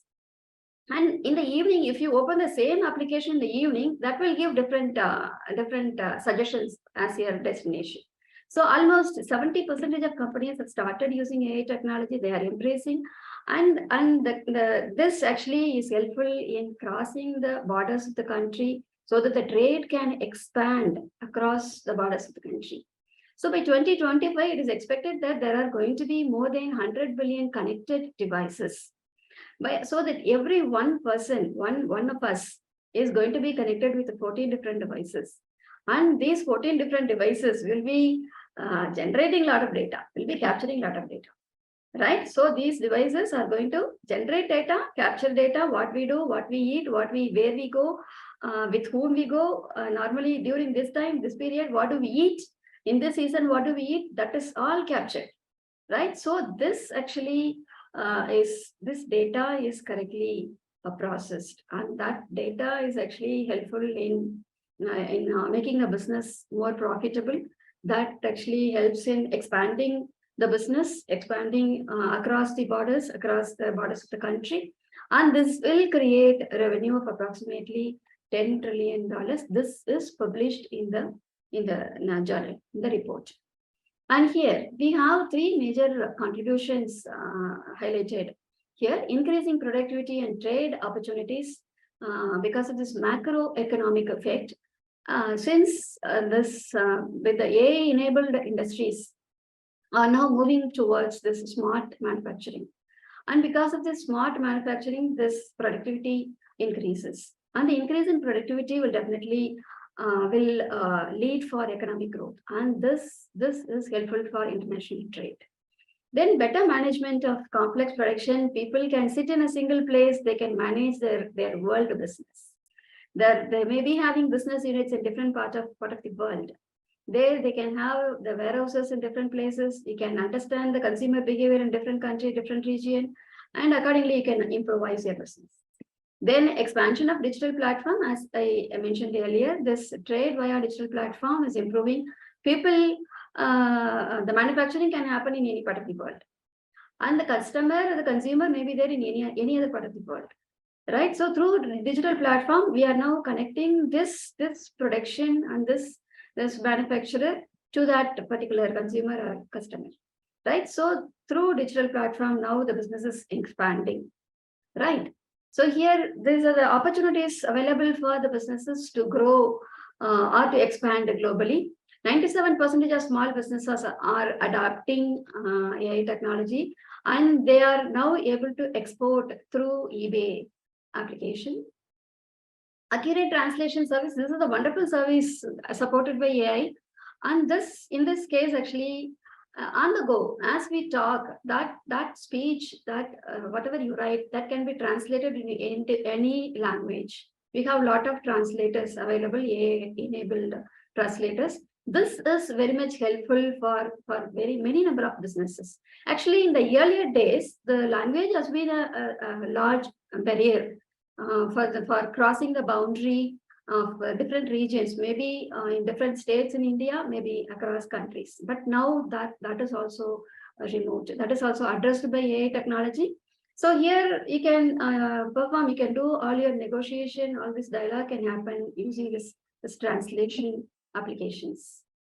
And improving trade negotiation, again, this is a wonderful area where AI is supporting in a large scale. Where actually, suppose if you want to establish a connection, a partnership with a new person available in the other country. So in that case, you can observe the business of that person, how the economic growth of the company has been there performing the previous years, previous decades, and in specific to the previous business, maybe how the business of that particular person went on well during different seasons, different calamities, different pandemic situation, how the person was able to withstand a different changing scenario, that you can understand, observe. And different countries, suppose if you are exploring into a new country, you can observe the opportunity for the new product or the application of it, for the new service, how far it is suitable for the current product, current venture. Okay, that you can understand. So the trade negotiation part AI is doing is supporting wonderfully. Actually, suppose if we in person as a human being, if we try to collect the data and process the data, that will take months time. And you have huge volume of data available in the internet. But if you assign the task to your AI system, that will do it in few minutes time. Then here you have supply chain management. This also was mentioned by Nagesh sir.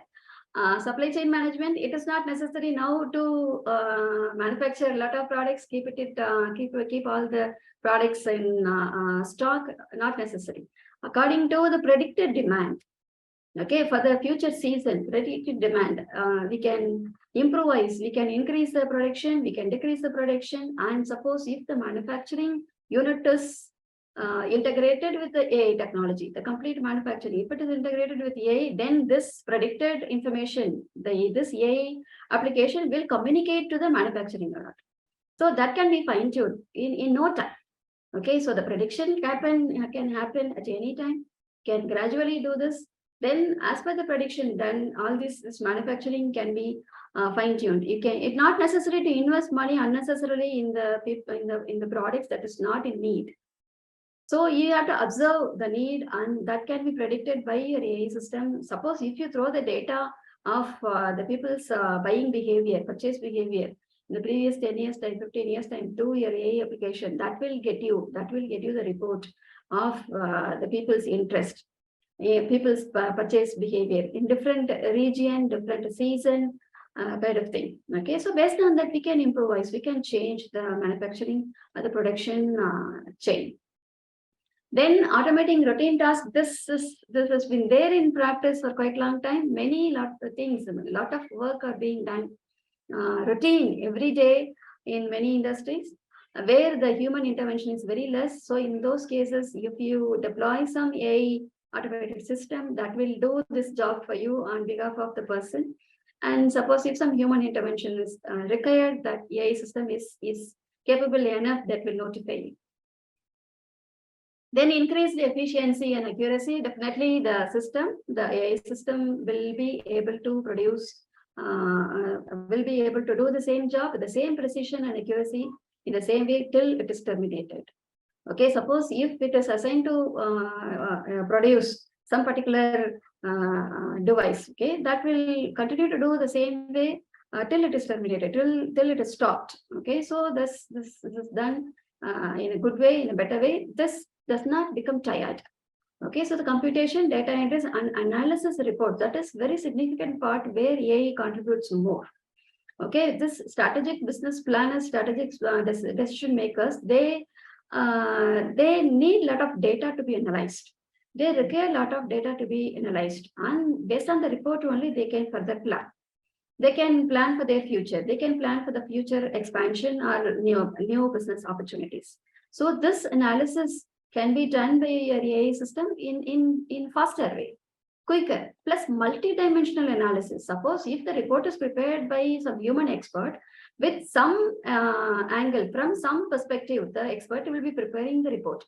But here the AI system will come out with a report where you can do multi-dimensional analysis.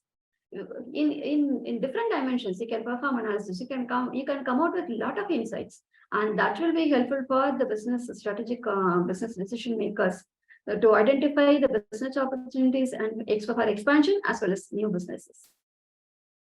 Then again, here this is actually the industry 4.20 scenario, which is already has come into existence in almost many of the industries. Smart manufacturing is supported here, where you have a lot of connected devices, sensor systems, and powered with the cyber systems, and which are integrated with the physical machinery.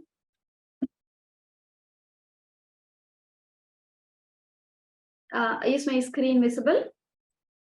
The sharing has stopped, ma'am. Sorry. I mean, is the session concluded? No, not yet. Okay, we are running out of time. Give me 2 minutes time. Yes, sure, ma'am. Sure, ma'am. Thank you. Yeah.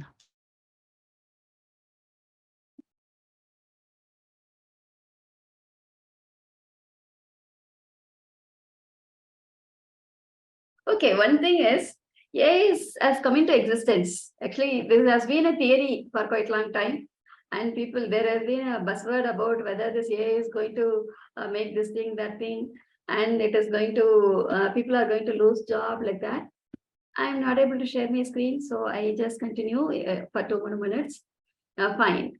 So here, now we have started seeing, we have started witnessing what is happening. And we have to identify its, we have to understand its plus and minus. Definitely, if you use it correctly, it is going to help our human being in a long way, in different verticals, in different areas, in healthcare, in this, that, and everything. But in the same time, it has its own negative part also. That also we have to understand correctly.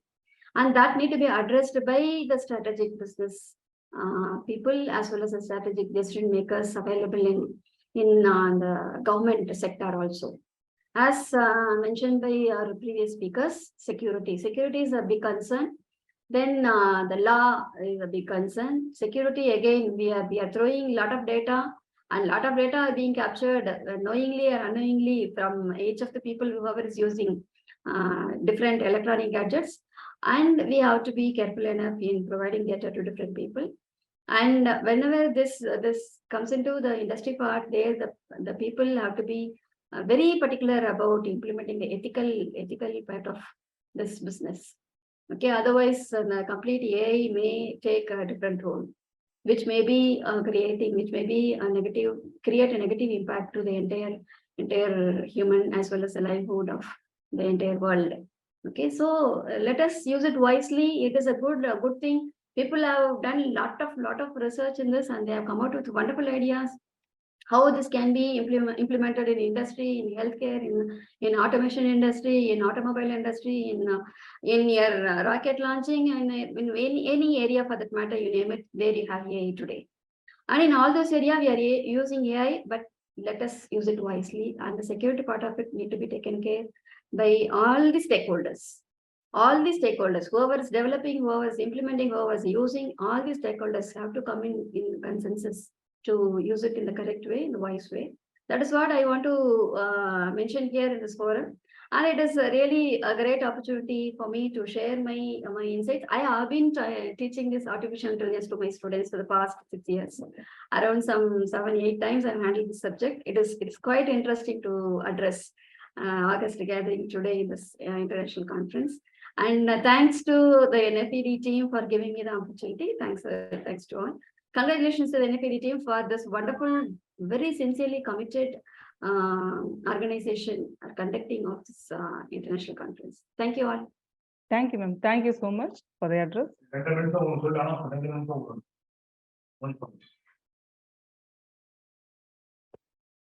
It's my privilege to welcome our revered keynote speaker, Associate Professor Dr. Luzanne Hamilton.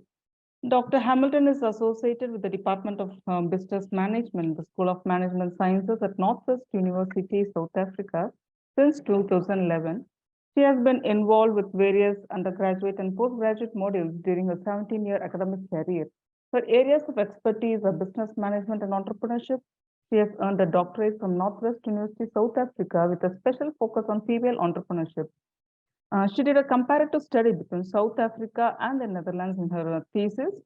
Since then, Dr. Hamilton has been the study supervisor for masters as well as the PhD students. Currently, she specializes in entrepreneurship and has a research interest in female and student entrepreneurship, especially focusing on individuals' attention, skills, motivation, and barriers towards entrepreneurship. Professor Hamilton has presented and published several national and international accredited research outputs. She is serving as reviewer for numerous journals and conferences and acts as external examiner for a number of academic institutions.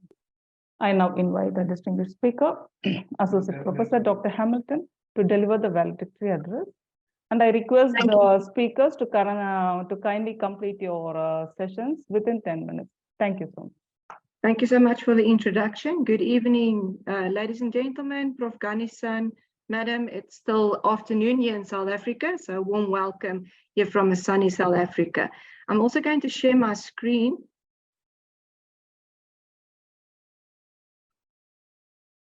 Can you see my screen? Yes, ma'am, we can see.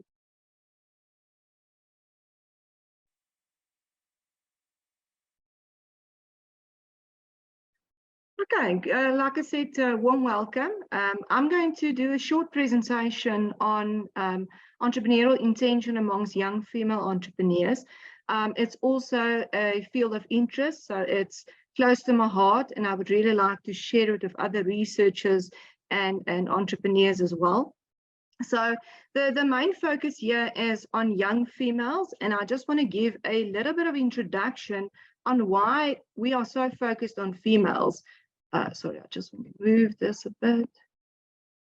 Now, we all know that entrepreneurship is recognized as the mindset needed to create and develop economic activity in a country.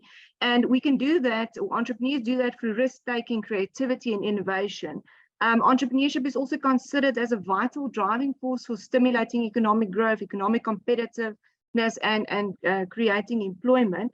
And economic development may be facilitated through more individuals, and especially young individuals, considering self-employment and business startups as a career option. Why is the focus shifted to female entrepreneurship? Now, worldwide, female entrepreneurs are seen as key contributors to economic growth because recently females are considering entrepreneurship as a form of employment across all nations. So we can see a rapid increase globally, but there's still some gender differences between females and their male counterparts, such as motivation, business skills, access to funding, entrepreneurial knowledge and skills, education, etc. And females also face several barriers when they enter the business world, such as financial, gender inequality, education and training, networking, as well as family responsibility. Now, in my research the last couple of years, I also noticed that there's a lot of research done on developing countries. I've also done that in my PhD, but female entrepreneurship across the globe is viewed as extremely important, not just in developed or developing countries. However, developed countries are innovative driven, where developing countries are efficiency driven. And this may be due to the economic differences in the countries.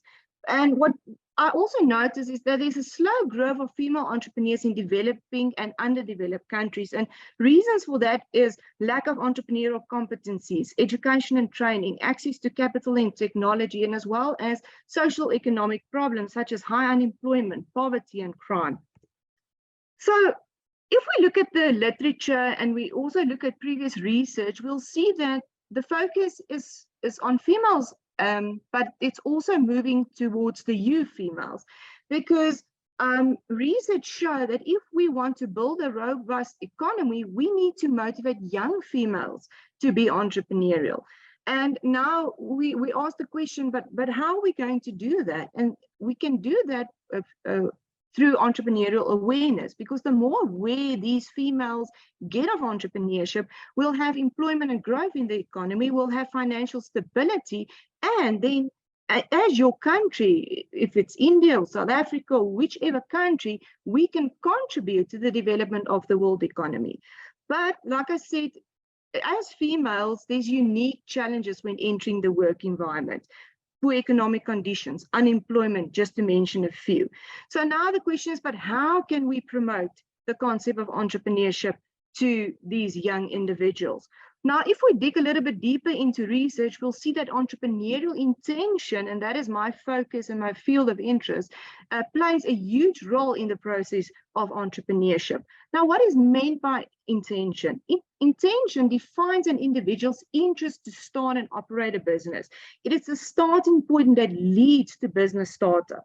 So it's important for us as researchers, economists, government, and educators to try and explain and predict the likelihood of these young females to become entrepreneurial. If we know that, we'll be able to promote the concept to them.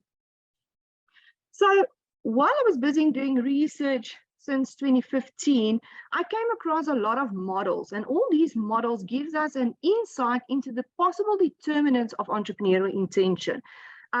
In the literature, there is a lot of theory-driven entrepreneurial models, and I'm just going to mention the top 6 here tonight. The first one is the entrepreneurial event model. Now, in this model, they say that two factors, perceived desirability and feasibility, determine a person's or an individual's intention. That was by Shapiro and Sokol.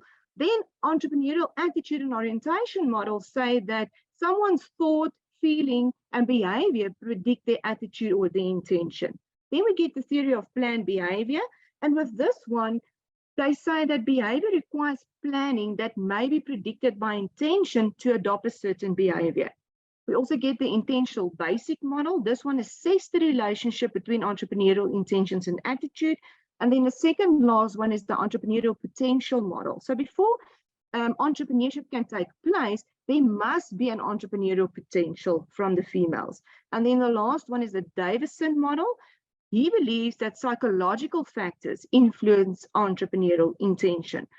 So various authors recognize that the entrepreneurial event model, that was the first one, and the theory of planned behavior, the third model, are prominent models for measuring entrepreneurial intention.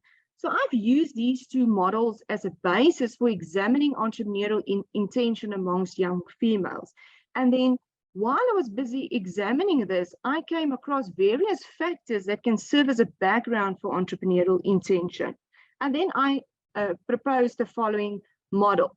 Now, based on this model, there's three things that stood out: motivation, barriers, and attitude. So these main determinants influence young females to be or to go over to entrepreneurial activity. So if we look at motivation, there's independence motivation, there's extrinsic motives, there's intrinsic motives that plays a role. Barriers, there's quite a number: motivational barriers, competence barriers, organizational barriers, financial barriers, that's a big one, and entry barriers. And then attitudes, they can have a positive or negative attitude towards entrepreneurship.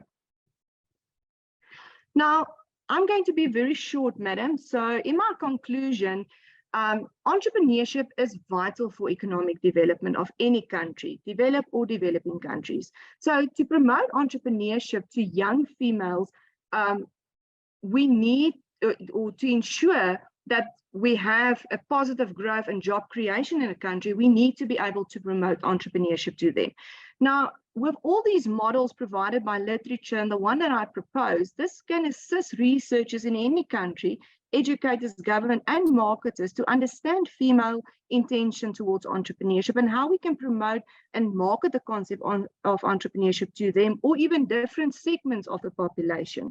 So I want to encourage the researchers that's in the room tonight to see, but how can we take these models from the literature, or even the one that I've proposed, and implement it in your countries and see how you can, is there more factors that we can add to this to help us to market the concept to entrepreneurship? Is there something that we can learn from it and maybe share this information with one another? Thank you. Thank you, Associate Professor Dr. Hamilton. Thank you for this wonderful session. Any questions? No question. Okay, thank you so much. Yeah, I now express my hearty welcome to our distinguished keynote speaker, Mr. Owais Khan. Mr. Owais Khan has earned his bachelor's in ECE and master's in marketing management and has over 15 years of experience in the IT industry. He has spent most of his career in IBM and possesses more than 10 years of professional experience. As an entrepreneurial initiative, he founded the Scenario Solutions Private Limited at Bangalore and has been providing software support to companies and industrial knowledge and support to students as well as colleges in Bangalore. He has conducted numerous technical sessions on digital transformation, business development, social media marketing workshops and demos, data analytics and statistical insights, entrepreneurship development, placement drives, cultural events, seminars, webinars, etc. He is the recipient of Young Entrepreneur Award from NFED in 6th National Entrepreneurs Day Awards in 2019. He also serves as Dean of Training and Development and Technical Head of NFED and Program Director and Executive Member of NFED Business Facilitators Forum. He is also the founder of Jalesia Private Limited and co-founder and Chief Technical Officer of Onelma Solutions Private Limited, Bangalore. I now invite our distinguished speaker, Mr. Owais Khan, to deliver the valedictory address. Thank you so much, ma'am, and welcome everyone today here on this session. So let me share my screen.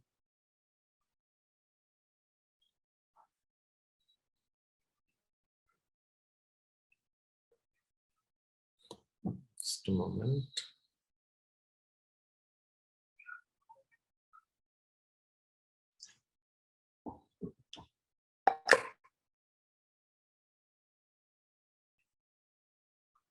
Okay, is my screen visible now? No, Mr. West, the screen. Yeah, just now it's loading. Yeah, it's visible now. Continue. Okay. So today I'm going to talk about the methodology that we can implement for startup or any product development that we are looking at. As I have been working with a lot of startups in quite a few years, I've seen that the zeal for perfection is something also the reason for failure. Why I say that is, if we look at making our product perfect, if we look at implementing something that is so perfect that it takes years together to build that, and when it goes to the market, we never know whether it's even needed or not. So that is why I'm introducing the agile methodology that we can implement for the startup organizations, as well as any product development that we as an entrepreneur look forward to implement. So agile methodology, in in just a nutshell, it's something where we break our product journey or a startup journey into smaller output or deliverable outcomes that we can implement, and with that deliverable outcomes, we can measure the success at each interval rather than waiting for the overall project to be live or the startup to be live. So that is where we implement agile methodologies on a lot of product developments and also for the startups. And we have seen a good success implementing this methodology. So just an overview. So it just starts with the requirement gathering, and then we start with planning of sprint. Sprint is nothing but the smaller iteration of our journey, the startup journey or a product journey, and we break it down to milestones, and we start planning for those milestones. And then we start collaborating and then start developing the designs and working on it. And then we create and implement the sprints, the features that we have planned. And then we constantly review and monitor. And it's a cycle. It's not something that happens just one time. It's a cycle that keeps repeating itself, where we keep gathering the requirements, we consider the customer feedback, and then we implement what is needed. Moving forward, we all are aware of waterfall methodologies, wherein we start defining our scope, we start building the features or the development of our startup, and then we start releasing our product to the market. And then we start looking at the risks that are involved when we release, and then we start looking at the value of what we have implemented. But agile, what it does is, since it is an iterative model, so you start implementing something that gives a value to the customers. So you know that every milestone you implement, you do a release, and you can take feedback from your customers, and you realize a value at that point of time. So it keeps iterating over a period of time. So the reason why we build a startup or a product in an agile framework is to understand actually what we are implementing. Is it even acceptable by the customers or not? Whether the product that we have developed caters all the requirements of our users or not. Another reason why startups fail is also because of the finance or the funding. So agile methodology helps us to break down our implementation cycle to a smaller cycle, wherein we don't need to have the fund for the entire project that we have. Rather, we fund the first sprint or the iteration.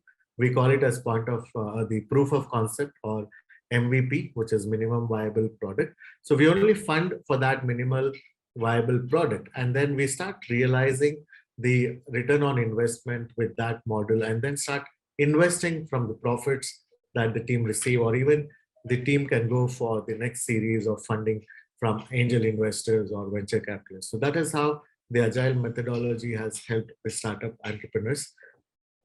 Agile itself is not enough for a startup. So we have to combine the design thinking methodology. So design thinking gives us a framework to understand that we put the customers first when we are building a solution to our users. It cannot be that I find that I have a problem and I have a solution for it. Rather, we look at what users are saying, how many users are impacted with the same problem statement that we have identified, and then we start implementing the solution and take feedback from the initial set of users that we have defined. And then we also look at lean startup. So lean startup is we start with lean implementation. We start experimenting things rather than going with the big bang implementation. And then how we also do this is combining the agile methodology. So agile has product backlogs, it works on sprint, it works on sprint execution, and then shippable increment and sprint reviews. So all these frameworks, along with lean startup and design thinking, gives a better chance for us to have a successful journey as an entrepreneur or as a startup. Last but not the least, I would like to highlight that skills has been a major issue or a challenge for a startup or an entrepreneur. What happens is the entrepreneurs may not be skilled enough to start a journey as an entrepreneur or a startup organization that they're looking for. So there are certain certifications that the entrepreneurs can take up in Agile, and then they understand how to implement the methodologies, the principles, the values that Agile preaches. So that is where we have Agile certified practitioner, we have Agile product manager certification, we have a Scrum Master, which is nothing but a project manager. So we have a Scrum product owner. Product owner is nothing but if we are implementing a product, so I should know how do I manage my product even before I start working on that. And then we have Safe Agilist. So I myself got certified on Safe Agilist, which is at an enterprise level. So that is important to drive multiple Scrum projects in an organization or in an enterprise business that we have. And then we have a certified Scrum Master, the professional Scrum Master, which is helpful for project managers or even the entrepreneur who wants to implement a startup or a project management. They will learn the Agile methodologies, and also certified enterprise coach, where at a larger level, we become a coach for a larger enterprise, and then we run the Agile implementation for multiple projects that we are running, or even the products that we are running. So this is what I had for every one of us here with all the learnings that we had. And any questions, I'm happy to address those questions here in this forum. Thank you, Mr. Voiskam. Thank you so much for this presentation. And And any before, possible to take a screenshot, please? Yeah. Before everyone leaves, let us take a screenshot first and then proceed with the conference highlights by Associate Dr. Convener Clarice. Dr. Clarice. So I request all the dignitaries, all the participants, everyone, can you please switch on your videos, the convener, co-conveners. Just give me a moment.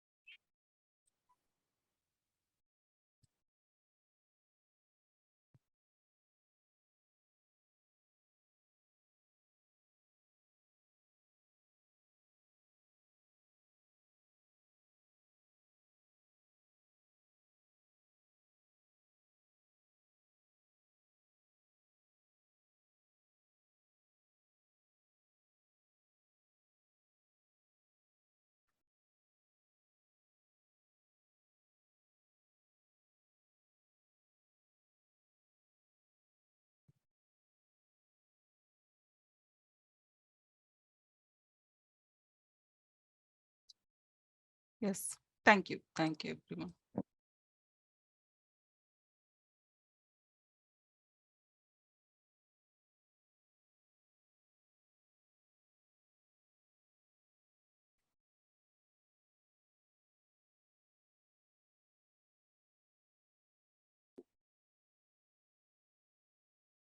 I would now like to introduce a distinguished conference co-convener. You can take the photograph of myself and yourself as a co-convener. Okay, you need a separate one. Just a moment, Yes, yes. sir.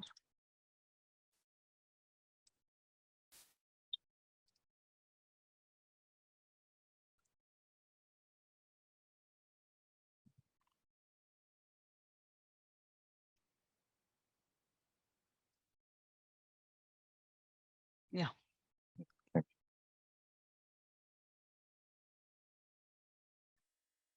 would now like to introduce a distinguished conference co-convener, Associate Professor Dr. Clarice Mostert. Dr. Mostert is currently the program leader for business management and associate professor in the Department of Business Management, School of Management Sciences at the Northwest University in South Africa. She is also an active member of the Research Niche Technology Enhanced Learning and Innovative Education and Training in South Africa.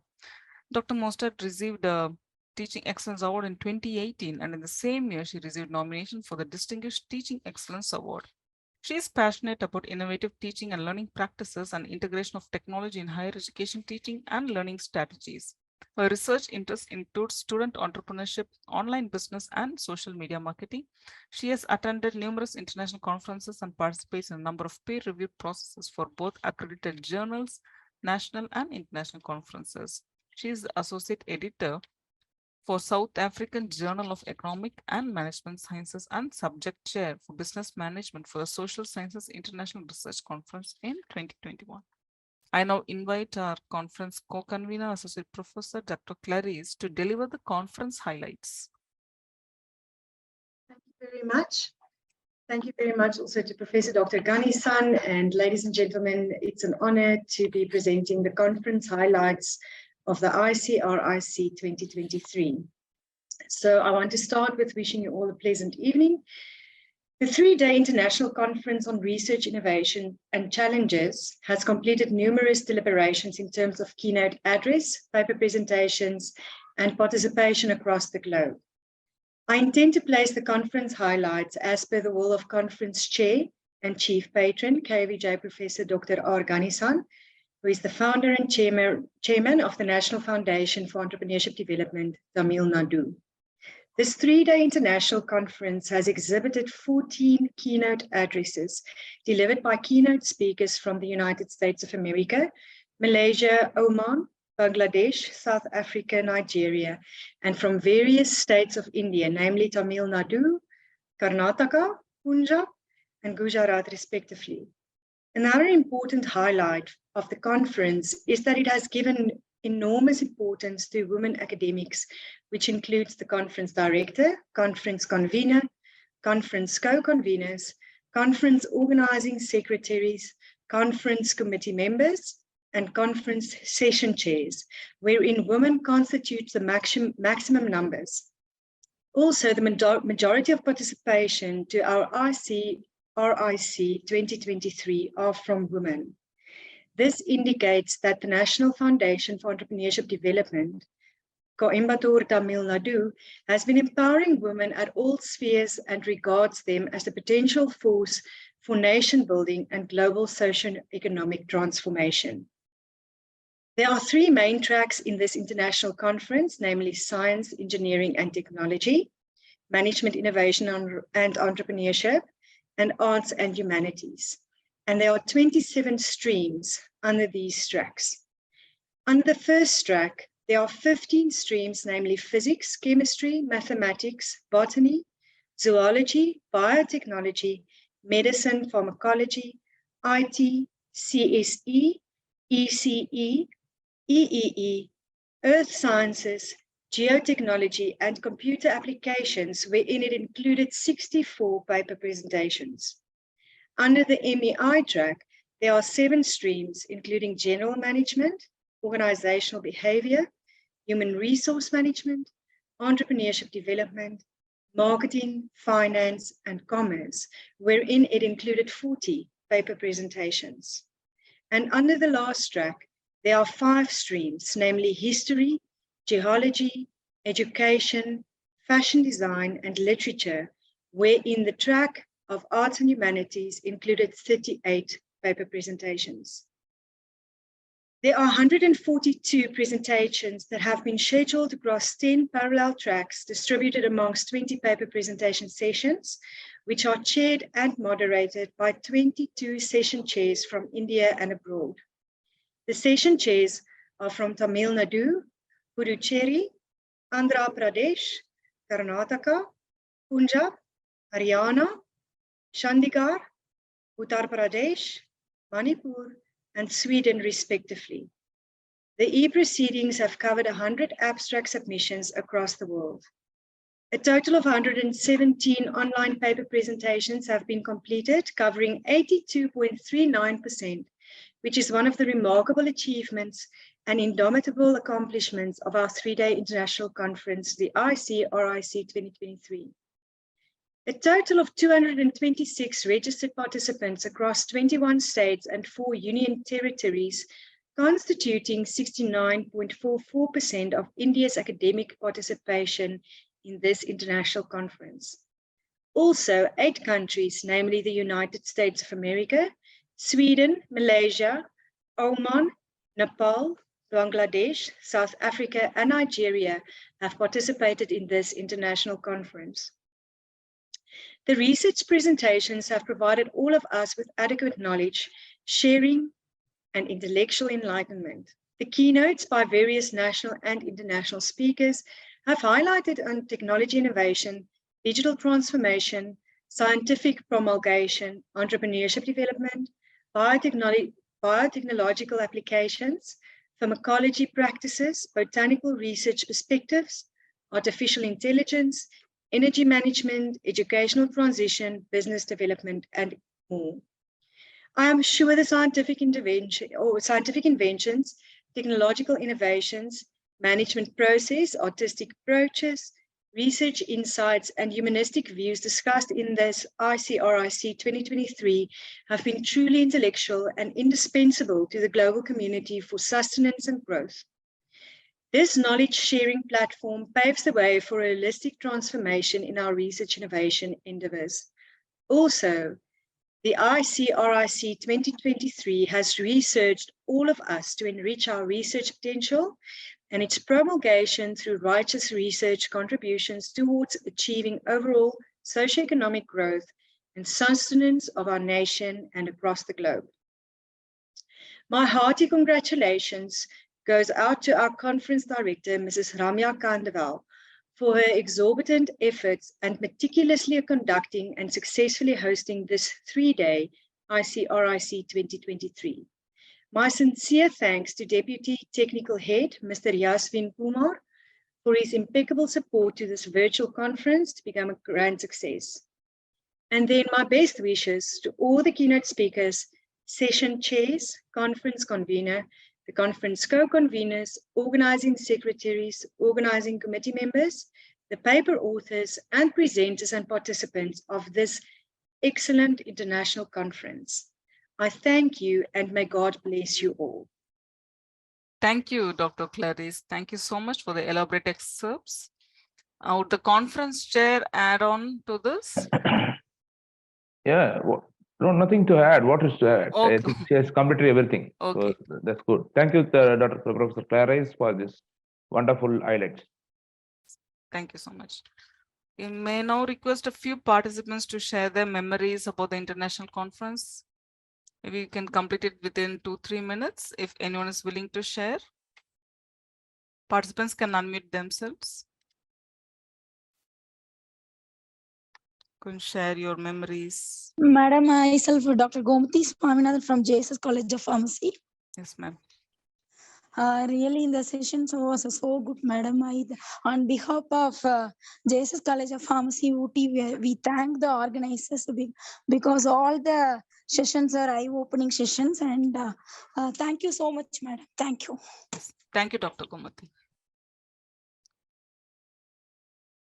I think Magesh sir is wanting to say something and we No, can he's clapping. clapping. Yeah. Oh, okay, fine. Anyone else willing to share? Good evening, Yes, sir. Mr. Baburao, yes. Yeah, Baburao. The participants, you can show your face, you can switch on your video. Okay, they don't know. Maybe in the home, maybe they will be having a There, different background. okay. So Okay, let fine, Baburao speak something. Yeah. Thank you, sir. Thank you. Thanks for this opportunity, for allowing me to validate my research in a PhD, which I am doing now. And mostly I am a participant in last year, sir. Mostly maybe you all remember. I think. Yeah, I remember it. Thank you, sir. This time Thank you. he's a presenter, so next Presenter. time we'll know what he'll be. We'll see. Yeah. Thank you, ma'am. If you are allowing me, I'm also belongs to entrepreneurship department actually. In management. If you are giving any opportunity, I'm ready to do. You have to organize a workshop with us because you're working in an entrepreneurship development department or a coordinator. Exactly. You have to tie up with us and call for us for program. Then Professor Magesh is there, myself is there. There are people who are there to do the support for your work. Thank you, sir. Thank you so much, sir. Thank you. Especially Ramya, ma'am. You are wonderful. Yeah. Thank you, special thanks. Thank you. Organization is very wonderful. Thank you, sir. Thank you. Thank you. Thank you so much. So if everybody has completed, then I will say something, and I think Professor Magesh will say something, and we'll complete it. I think somebody wanted to say, yeah. Thank you so much, Dr. Maulik Rathod. Thank you so much. Thank you, Dr. Maulik. Thank you so much. Maybe you can say, sir. Yeah. No, let Magesh sir complete. No, I will complete in the last, and you will say something, and I will complete it. See, the experience that I have with NFED, National Foundation for Entrepreneurship. I'm the first director of the National Foundation for Entrepreneurship Development. And the initial startup, I mean, from 2003 as a virtual organization. After that, we started commencing from 2010, 11, 12, the award ceremonies and the other related workshops and lecturate sessions. I believe that our chairman, he was traveling extensively to all the parts of India, and he was promulgating this entrepreneurship in a different manner. Thing is, how we started and how now it is evolved, that is important.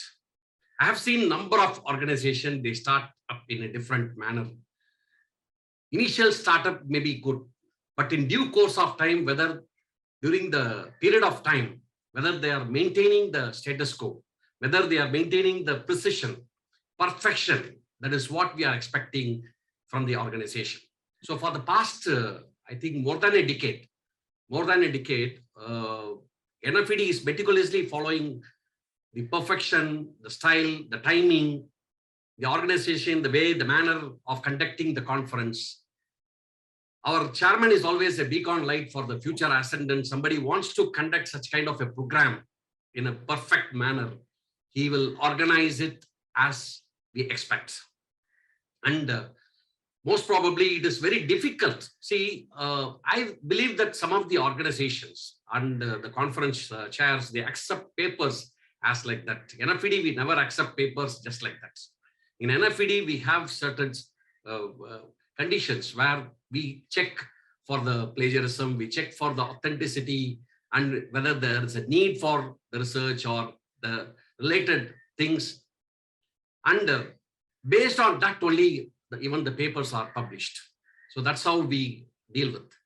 And especially I thank the international speakers from various multifarious parts of the world to connect to this noble organization. It is not in the field of sitting in the chair of chief advisor, I'm saying this. I'm experiencing myself for the past as a professor, as well as an entrepreneur in this field for more than a decade. I'm really happy to connect with National Foundation for Entrepreneurship Development. NFED is conducting perpetual programs. I request all the organization, all the colleges and academicians to connect with the NFED from time to time. I request you to conduct many joint programs that we are looking for along with the NFED. You have to conduct a joint programs because the ASCT, they are expecting you to conduct some joint programs with the organization and companies. So when they are expecting and when they are giving more points especially for the colleges, I appeal the college authorities as well as the professors, knowledgeable professors from various nations.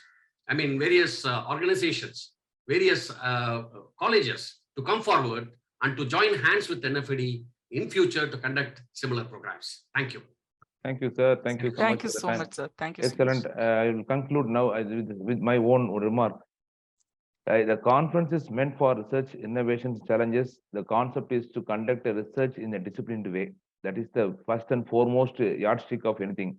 You have told so many things to so many people here who are all present here to join with NFED. If someone has to join with NFED means they have to have some standards to join with NFED to in terms of quality, because we don't compromise on quality, equally cost effectiveness.